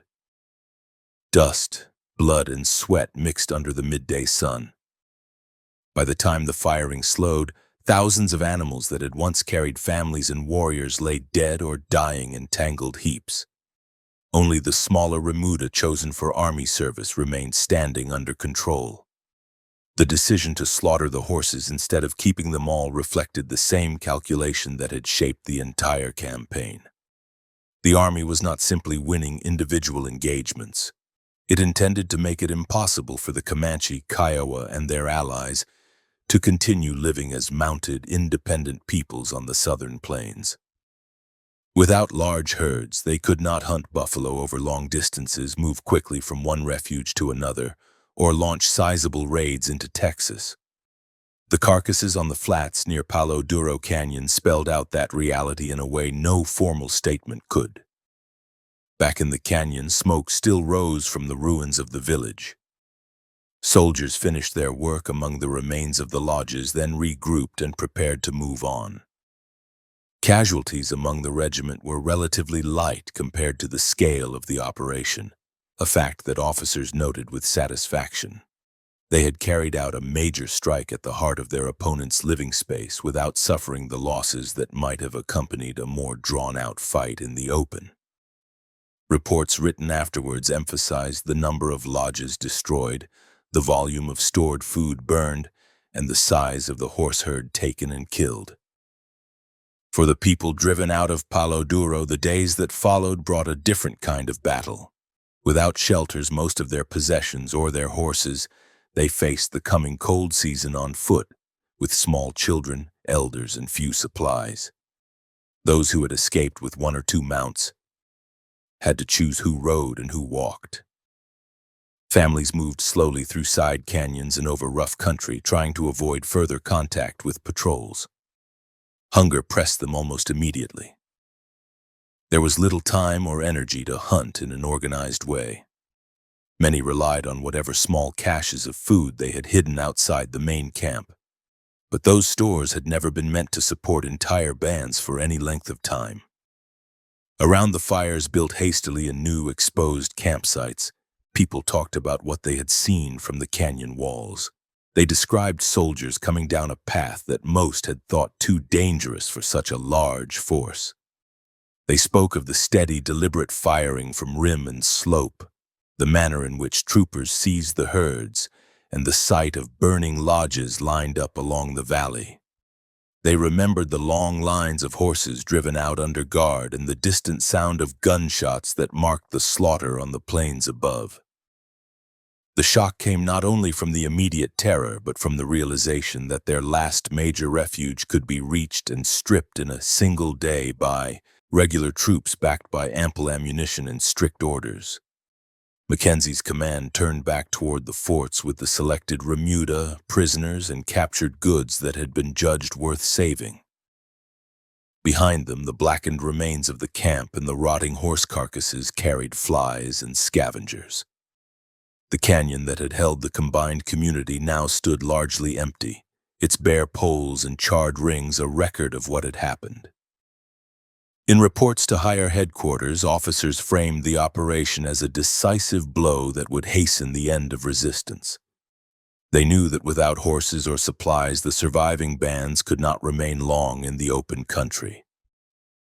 As word of the Palo Duro attack spread to other camps and agencies, it merged with memories of earlier strikes along the Double Mountain Fork, at Adobe Walls, and in other canyons.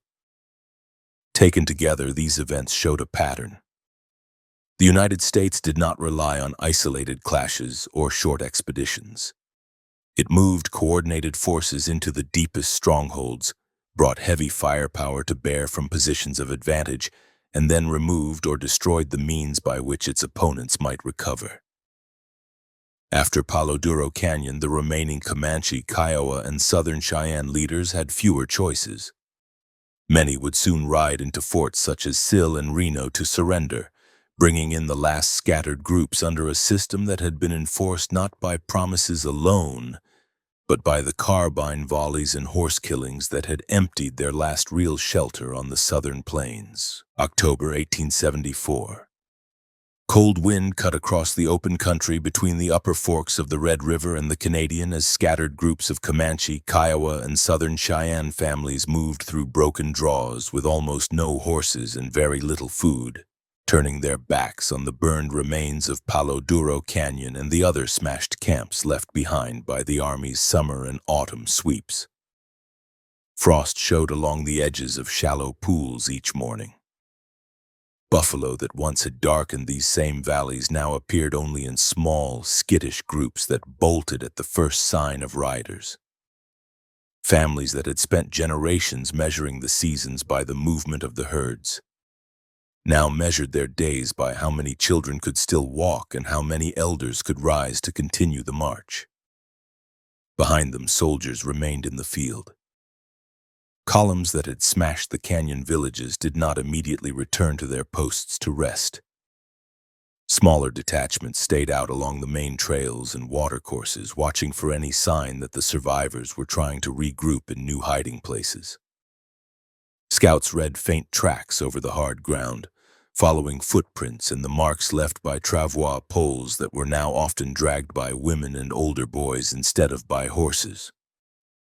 Whenever a band stopped long enough to raise more than a few makeshift shelters, there was a chance that a patrol would appear on a nearby ridge, forcing another hurried move.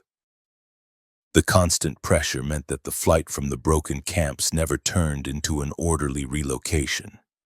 It remained a series of forced marches broken by brief, tense halts. The conditions inside these wandering groups showed how deeply the campaign had cut.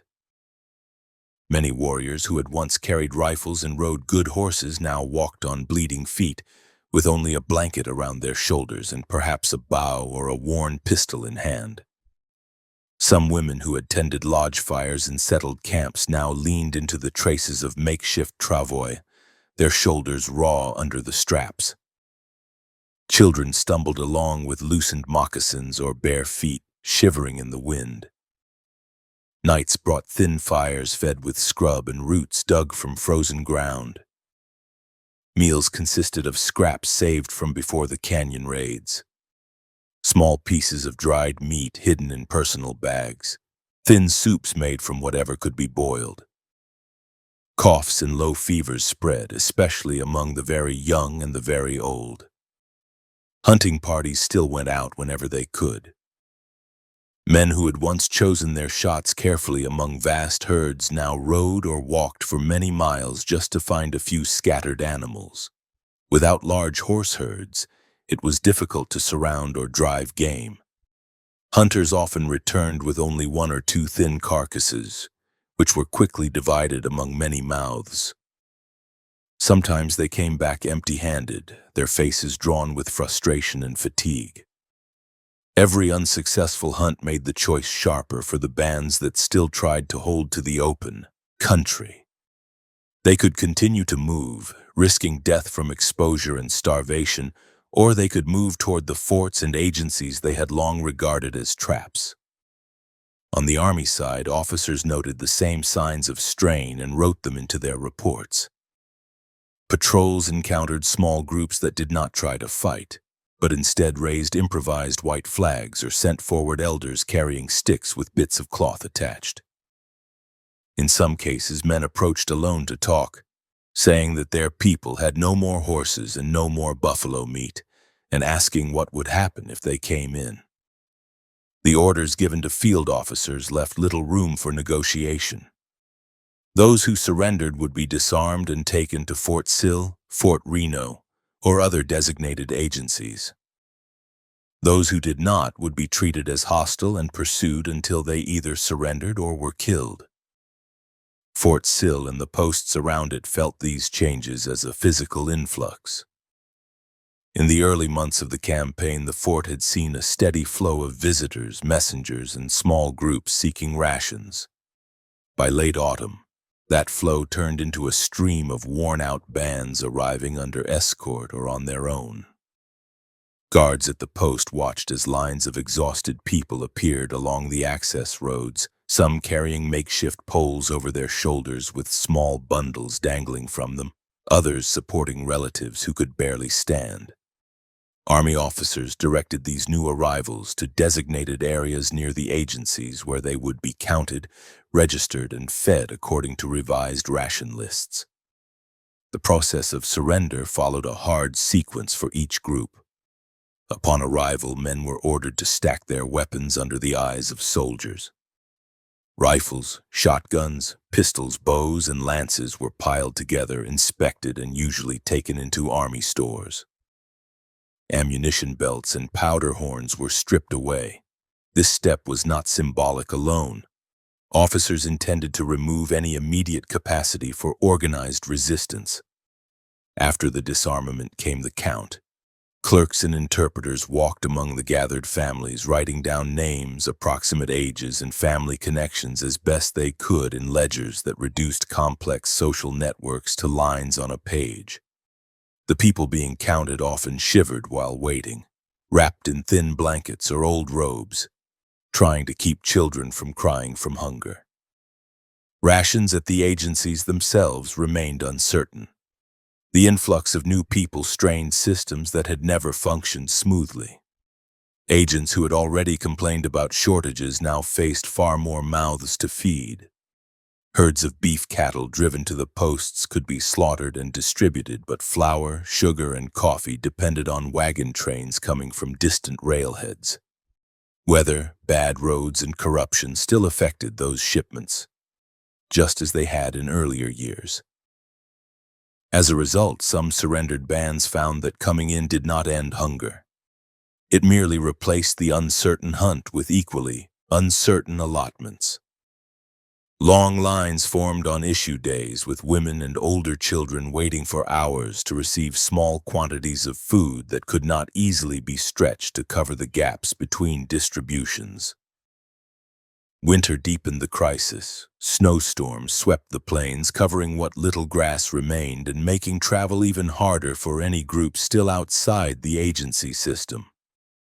Patrols found bodies along trails, sometimes families huddled together where they had tried to wait out the cold and failed. In other cases, soldiers discovered small camps whose fires had burned low, with only a few survivors left alive when they arrived. Those survivors were gathered up and taken to the same forts where their relatives had already been lodged, arriving with a look that officers described in simple terms: thin faces and eyes that did not leave the ground. Some bands still refused to surrender through the early part of the winter. Among them were Comanche groups under leaders who believed it better to die on the plains than to live dependent on government food. They moved south and west, trying to find pockets of game or to slip across the Red River into more remote country. Each move brought new risks. Texas Rangers and local posses patrolled frontier districts, while Army patrols crossed the same paths from the other side. Skirmishes broke out when these groups met, with small numbers of casualties on each side. But the underlying pattern remained the same. Every fight cost the free bands more of their few remaining horses and weapons, while the United States forces could replace their losses from depots and new recruits. At Fort Reno, built in the Indian Territory to monitor and control Cheyenne and Arapaho populations, the pattern mirrored that at Fort Sill. Small groups arrived under flags of truce, sometimes led by men who had fought in earlier northern campaigns and had tried to maintain some distance from United States authority. They now found themselves in the same position as their southern neighbors, standing in lines to surrender guns and receive ration tickets. The forts and agencies, which had seemed peripheral in the years when buffalo still grazed nearby, became the fixed points around which survival now turned. Men who had once ridden out from free camps to trade or to talk at the posts now found that their daily lives were defined by their proximity to the fort and to its warehouses. Through the late winter and early spring of 1875, the Army kept columns moving whenever the weather allowed. Officers did not want any gap that might encourage scattered groups to think they could re-establish independent camps. Patrols traced tributaries, searched ravines, and checked known hiding places. Indian scouts played a major role in this stage, using their knowledge of trails and habits to guide troops toward the last holdouts. Sometimes they recognized signs of specific leaders, such as distinctive camp arrangements or certain ways of hobbling horses, and advised their officers accordingly. The campaign shifted from smashing large villages to locating persistent small groups that tried to avoid both agency control and direct battle. Among the most notable holdouts were the Quahati Comanches under Quanah Parker and other leaders who had resisted coming in even after Palo Duro Canyon. They moved widely, testing the edges of the tightening net.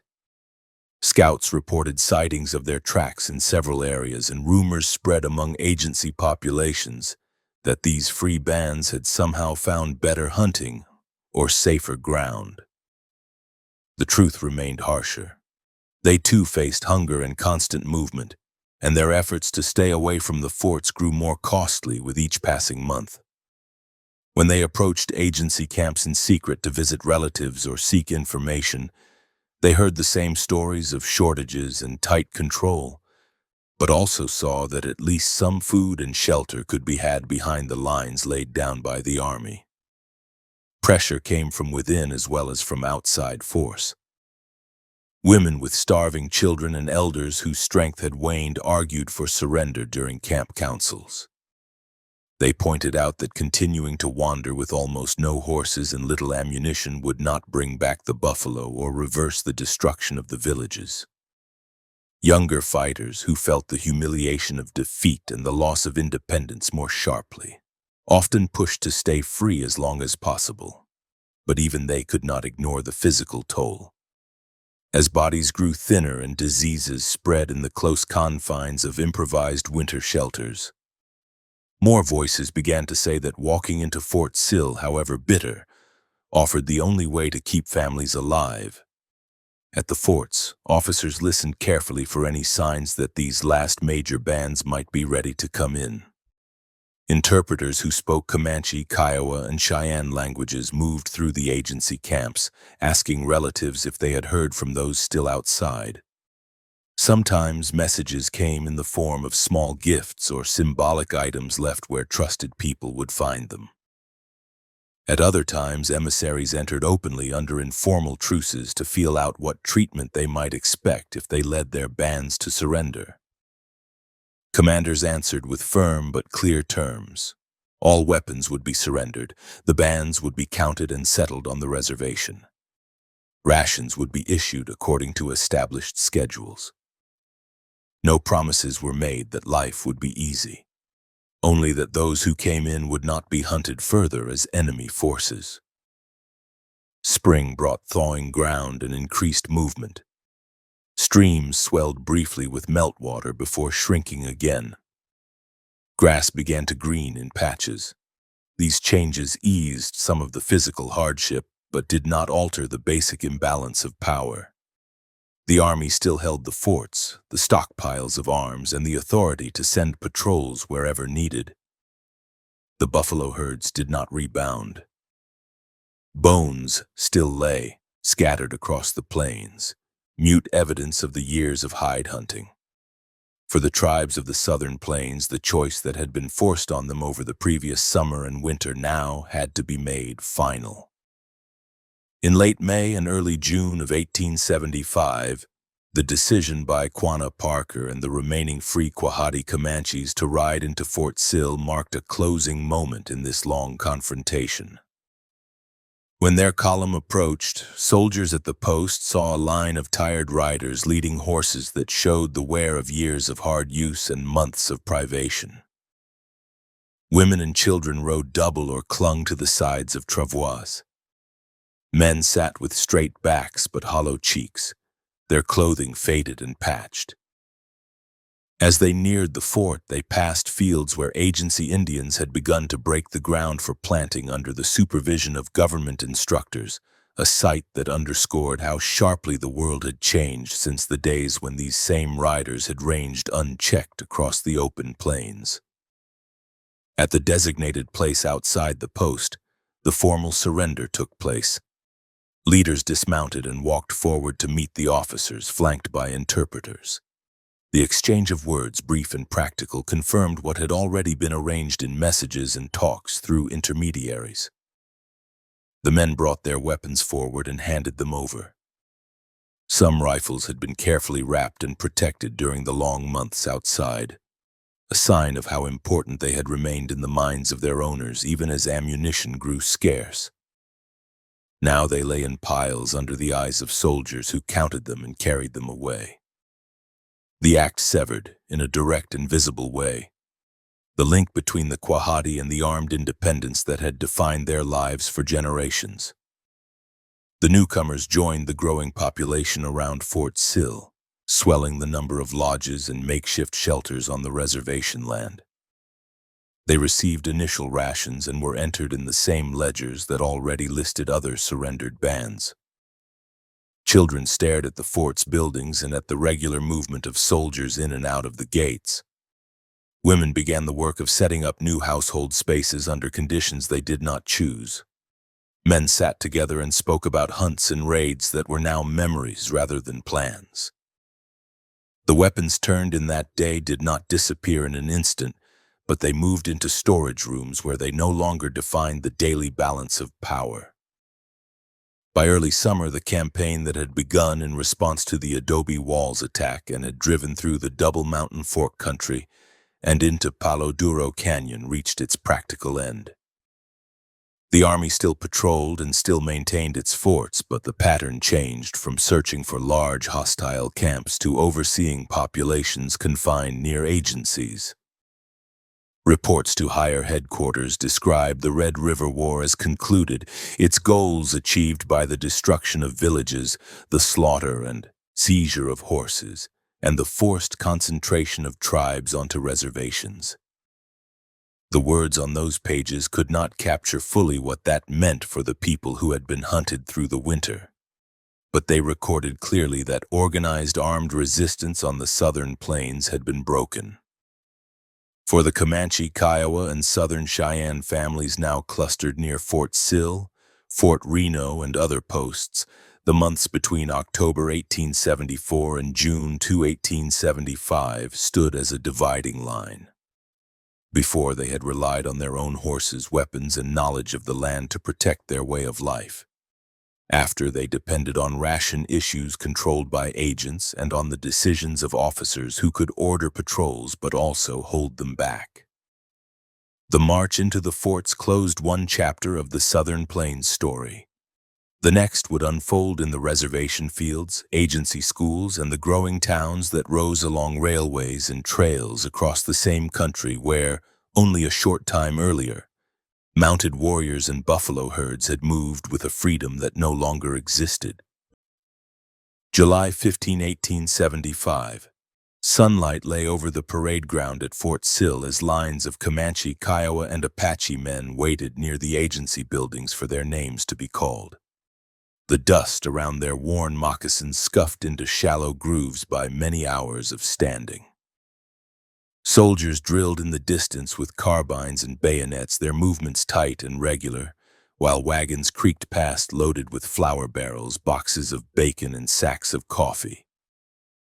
For the people in the ration line, the sound of marching boots and shouted commands had become as much a part of daily life as the clink of their own cooking pots. The rifles that had once aimed down from canyon rims and into lodges now stood stacked in neat pyramids by the barracks, under the control of officers who decided when they would be used. The men at the head of the line stepped forward one by one to receive their allotment tickets. Clerks seated at rough tables checked names in ledgers that had grown thicker with each new surrender. Interpreters relayed questions and answers as best they could, turning complex kinship ties into simple entries. A man who had once held authority over several extended families appeared on the page as a single line with a number beside it. After the counting came the issue. Women and older children took the tickets to the commissary doors, where sacks of flour and small chunks of beef were handed out according to the recorded totals. The quality of the food varied. Some days the meat was fresh enough to cook without concern. Other days it showed clear signs of age, but there was no alternative source. The buffalo herds that had sustained these same families in earlier years no longer ranged within reach. Around the agency grounds, temporary camps spread out in irregular circles. Teepees and canvas tents mixed with brush shelters and crude frame houses. Some families tried to recreate the arrangement they had known in earlier village life, placing related lodges close together and maintaining separate cooking fires. Others had been forced into tighter patterns by limited space and agency instructions. Children ran between shelters, playing in the dust while their elders watched them with a mix of relief and worry. At least they no longer walked all day over frozen ground. At the same time, they lived within sight of soldiers' barracks and under the constant eye of officials who decided when and how they could move. The army presence shaped every corner of this new existence. At dawn, bugles brought troops out of their quarters for roll call and drill. Training exercises did not stop just because large numbers of surrendered people watched from the edges of the parade ground. Companies practiced forming firing lines, moving from column to skirmish order, and laying prone to fire at targets on the flats beyond the post. The same carbines that had sent volleys into Palo Duro Canyon now flashed in the morning light as soldiers repeated the loading. and firing motions until they became automatic. The message those drills sent was clear. Even in peacetime routine, the fort remained ready to put its weapons into action. Some of the men who had fought against those rifles only months before now served as scouts under army officers. Former warriors, chosen for their knowledge of trails and enemy habits, put on issued clothing, took up carbines under government authority, and rode at the head of patrols that watched for trouble from small outlaw bands or from groups that tried to slip away from the reservation. Their positions remained uneasy. They still carried memories of burned lodges and dead horses, but they also saw that the power lay with the fort and its stockpiles of ammunition. As scouts, they could earn regular rations for their families and maintain some measure of status as riders, even if they now followed orders from men who had once been their enemies. Within the agencies, new systems of control emerged. Indian police units formed from selected young men who were considered reliable by agents and missionaries. These policemen wore issued uniforms and carried batons or sometimes rifles. Their duty was to keep order in the camps, enforce curfews, and ensure that children attended mission or government schools when required. The presence of native policemen enforcing rules written by federal authorities added another layer to the change. Men who had once answered only to their own chiefs now found themselves subject to instructions carried out by relatives or neighbors wearing badges. Schools became another arm of the new order. In low wooden buildings near Fort Sill and other posts, teachers gathered groups of children and drilled them in English words, arithmetic, and basic reading. Hair was cut short. Traditional clothing gave way to issued garments. Punishments came for speaking ancestral languages in class. The same children who had watched horse herds in earlier years now learned to hold pencils and copy letters on slate boards under the eyes of strangers. For many parents, sending their children into these classrooms felt like handing them over to a force that meant to erase much of what they knew, yet refusal often meant threats to cut rations or other sanctions. The memory of what had happened in the canyons made open resistance a dangerous choice. On the wider plains beyond the reservations, the physical marks of the campaign remained for a time before being covered by new patterns of use. Cowboys driving longhorn herds north along established trails passed near places where horse bones still lay scattered, the remains of the slaughter that had followed the Palo Duro fight. Some riders dismounted and walked among the whitened ribs, talking quietly about the stories they had heard of the earlier battles. Others rode on, more concerned with reaching cattle markets than with the history beneath their horses' hooves. Over time, grazing and weather broke down the last visible signs, but those who had been there retained the images in their minds. Cattle ranching expanded rapidly into the Texas Panhandle once organized Indian resistance ended. Men with capital secured leases on large stretches of land, established headquarters camps, and hired crews to manage herds that numbered in the tens of thousands.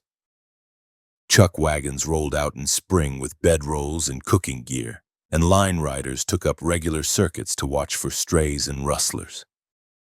The same open country that had once carried buffalo herds and Comanche war parties now filled with branded cattle, cowboys, and trail bosses.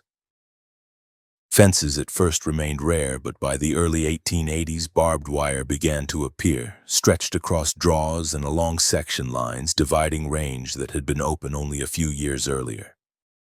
Railroads pushed their tracks closer, linking more towns to eastern markets. Construction crews laid ties and rails across land that had not yet seen permanent structures. Bridges went up over streams that had once been forded only at certain points known to native travelers and a few traders. Telegraph lines followed the rails, carrying messages in minutes between offices hundreds of miles apart. The combination of rails, wires, and ranches gave settlers confidence that they could stay in the region without facing sudden, large-scale attacks. The knowledge that the army could bring troops by train and deploy them quickly if needed underlined that confidence. Army units still patrolled, but their missions changed. Rather than seeking large native camps, they now escorted survey crews, protected railroad construction, and responded to disputes between ranchers and smaller farmers. In some cases, they acted against groups of white rustlers or outlaws as readily as against any remaining native raiders. Forts that had once been forward bases in active campaigns became garrisons overseeing a landscape whose most visible conflicts shifted toward quarrels over land use and water rights. Yet the methods learned in the Red River War remained in the background. Commanders knew how to concentrate firepower and move quickly when they deemed it necessary. For the Comanche, Kiowa, and Southern Cheyenne communities confined to reservations, the decade after 1875 unfolded as a difficult adjustment to these new realities. Men who had built their identities on hunting and raiding were pushed toward farming small plots that agents marked out with stakes and string. Seed, tools, and plows arrived in limited numbers. Instruction came from government farmers who often had little understanding of the soil and weather of the southern plains. Droughts, sudden storms, and pests ravaged early attempts. When crops failed, the communities turned again to ration warehouses, deepening dependence on supplies that might or might not arrive in full. Ceremonies and internal gatherings continued under closer watch. Religious practices that agents did not understand sometimes faced restrictions. Large gatherings drew attention if officials feared they might mask planning for resistance. Yet, within the limits imposed, elders still told the histories of their people around evening fires. Children who now spent part of each day in classrooms heard at night accounts of the earlier world.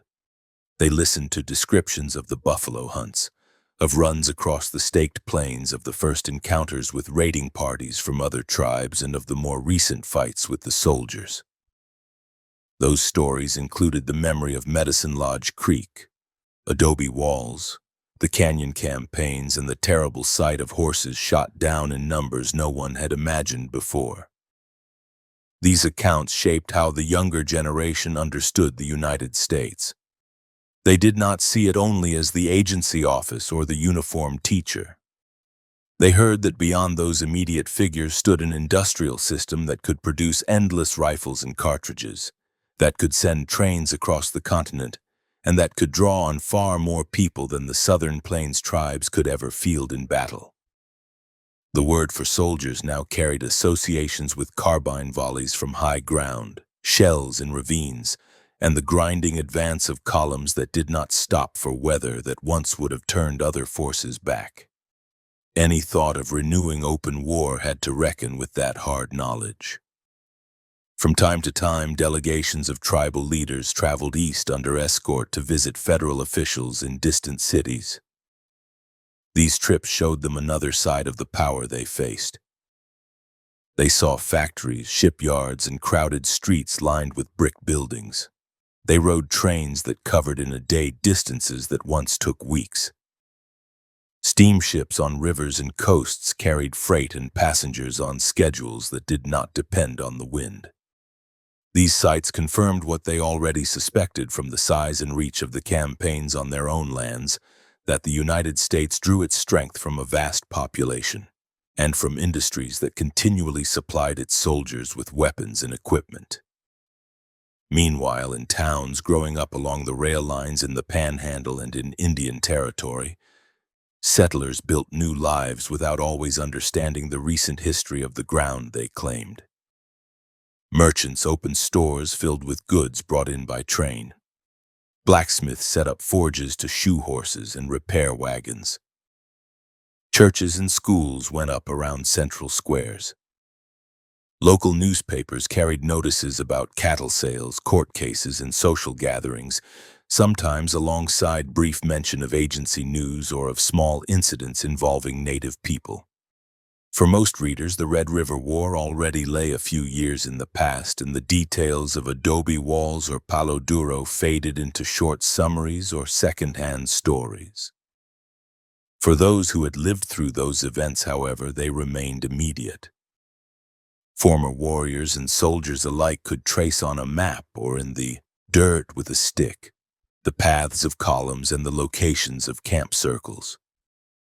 The men who had served under Mackenzie or Miles remembered long days in the saddle, endless dust, and sudden bursts of firing in cramped canyons. Some carried scars from bullets or arrows. Among the native veterans, the memories took a different shape, tied to the loss of relatives, the shock of seeing cavalry descend where none had gone before, and the bitter knowledge that villages could be destroyed in a matter of hours by an opponent who did not run out of ammunition. On cool evenings near Fort Sill in the early 1880s, groups of older men sometimes sat together just beyond the regular paths of soldiers and agency staff. They watched the sun go down over the low hills and spoke in quiet tones about the choices they had faced. One might describe the moment at Medicine Lodge Creek when he had touched a pen to paper under the gaze of officers who already had breech loaders in their camps. Another might recall riding toward adobe walls, believing that numbers and courage would sweep aside a handful of hunters, and instead finding heavy bullets cutting into horse and rider at ranges that defied experience. A third could talk about the first glimpse of Mackenzie's men on the rim above Palo Duro, and about seeing animals and lodges destroyed from positions that no one had believed could be reached. Younger listeners, some wearing parts of issued clothing and others wrapped in older robes, sat in a half-circle around these men. They had never known a year when the army was not nearby. To them, Fort Sill's flag and the shapes of its stone buildings were part of the landscape. They understood that their daily meals came from warehouses rather than from hunts, and that travel required passes signed by agents. Hearing the stories of the war years, they gained a deeper sense of why their elders treated the rifles stacked in the arsenal with such wary respect, and why any talk of fighting the United States again ended quickly in silence. On the ranches of the Texas Panhandle in those same years, cowboys rode night guard around herds that grazed where buffalo once fed. They faced hazards of their own, including storms, stampedes, and disputes with neighboring outfits. Now and then a cowboy might find an old cartridge case half buried in the dirt or a bit of rusted metal that had belonged to a wagon lost in earlier campaigns. He might ask an older hand about it and hear a brief story about soldiers and Indians battling in those parts before the trail herds came. Then he would go back to his watch, more concerned with his immediate job than with the past that had made that job possible. By the mid-1880s, the outlines of the new order were clear. The southern plains lay within a network of ranches, towns, rails, and military posts. Armed resistance by Comanche, Kiowa, and Southern Cheyenne bands had ended a decade earlier. The Army's role had shifted from large-scale campaigning to garrison duty and occasional interventions. But its earlier use of concentrated firepower still shaped every aspect of the region. Treaties that once promised hunting grounds south of the Arkansas River existed mainly as historical documents. The actual distribution of land followed the needs of cattle companies, railroads, and incoming farmers, backed by the knowledge that, if challenged, the government could again call on the same kind of force that had cleared the way before. On the reservations, families planned their days around ration schedules, planting seasons, and the demands of school attendance. Some men hired out as laborers or as scouts on short contracts. Others tried to adapt older skills to new conditions, such as breeding horses for ranch work or trading in small goods between agency populations and nearby towns. None of these paths restored the independence that had existed before the Red River War. That independence had been broken not only by policy decisions but by the visible, overwhelming demonstration that United States firepower could reach into any canyon and over any trail that the tribes might rely on. The story that began at Medicine Lodge Creek with promises written on paper ended for the Southern Plains tribes, in the fenced fields and crowded camps of the reservation era. Between those points lay a series of encounters in which carbines, revolvers, artillery, and the organization of multiple columns decided outcomes against opponents who understood the land, but could not match the flow of weapons and supplies from distant factories. In the years after the last surrenders, the memory of that imbalance remained vivid among the people who had faced it. The new West that rose in the Texas Panhandle and Indian Territory stood on that foundation, built on ground where the shock of discovering the full reach of American firepower had turned the last independent riders of the Southern Plains toward the forts and into a different, tightly controlled life.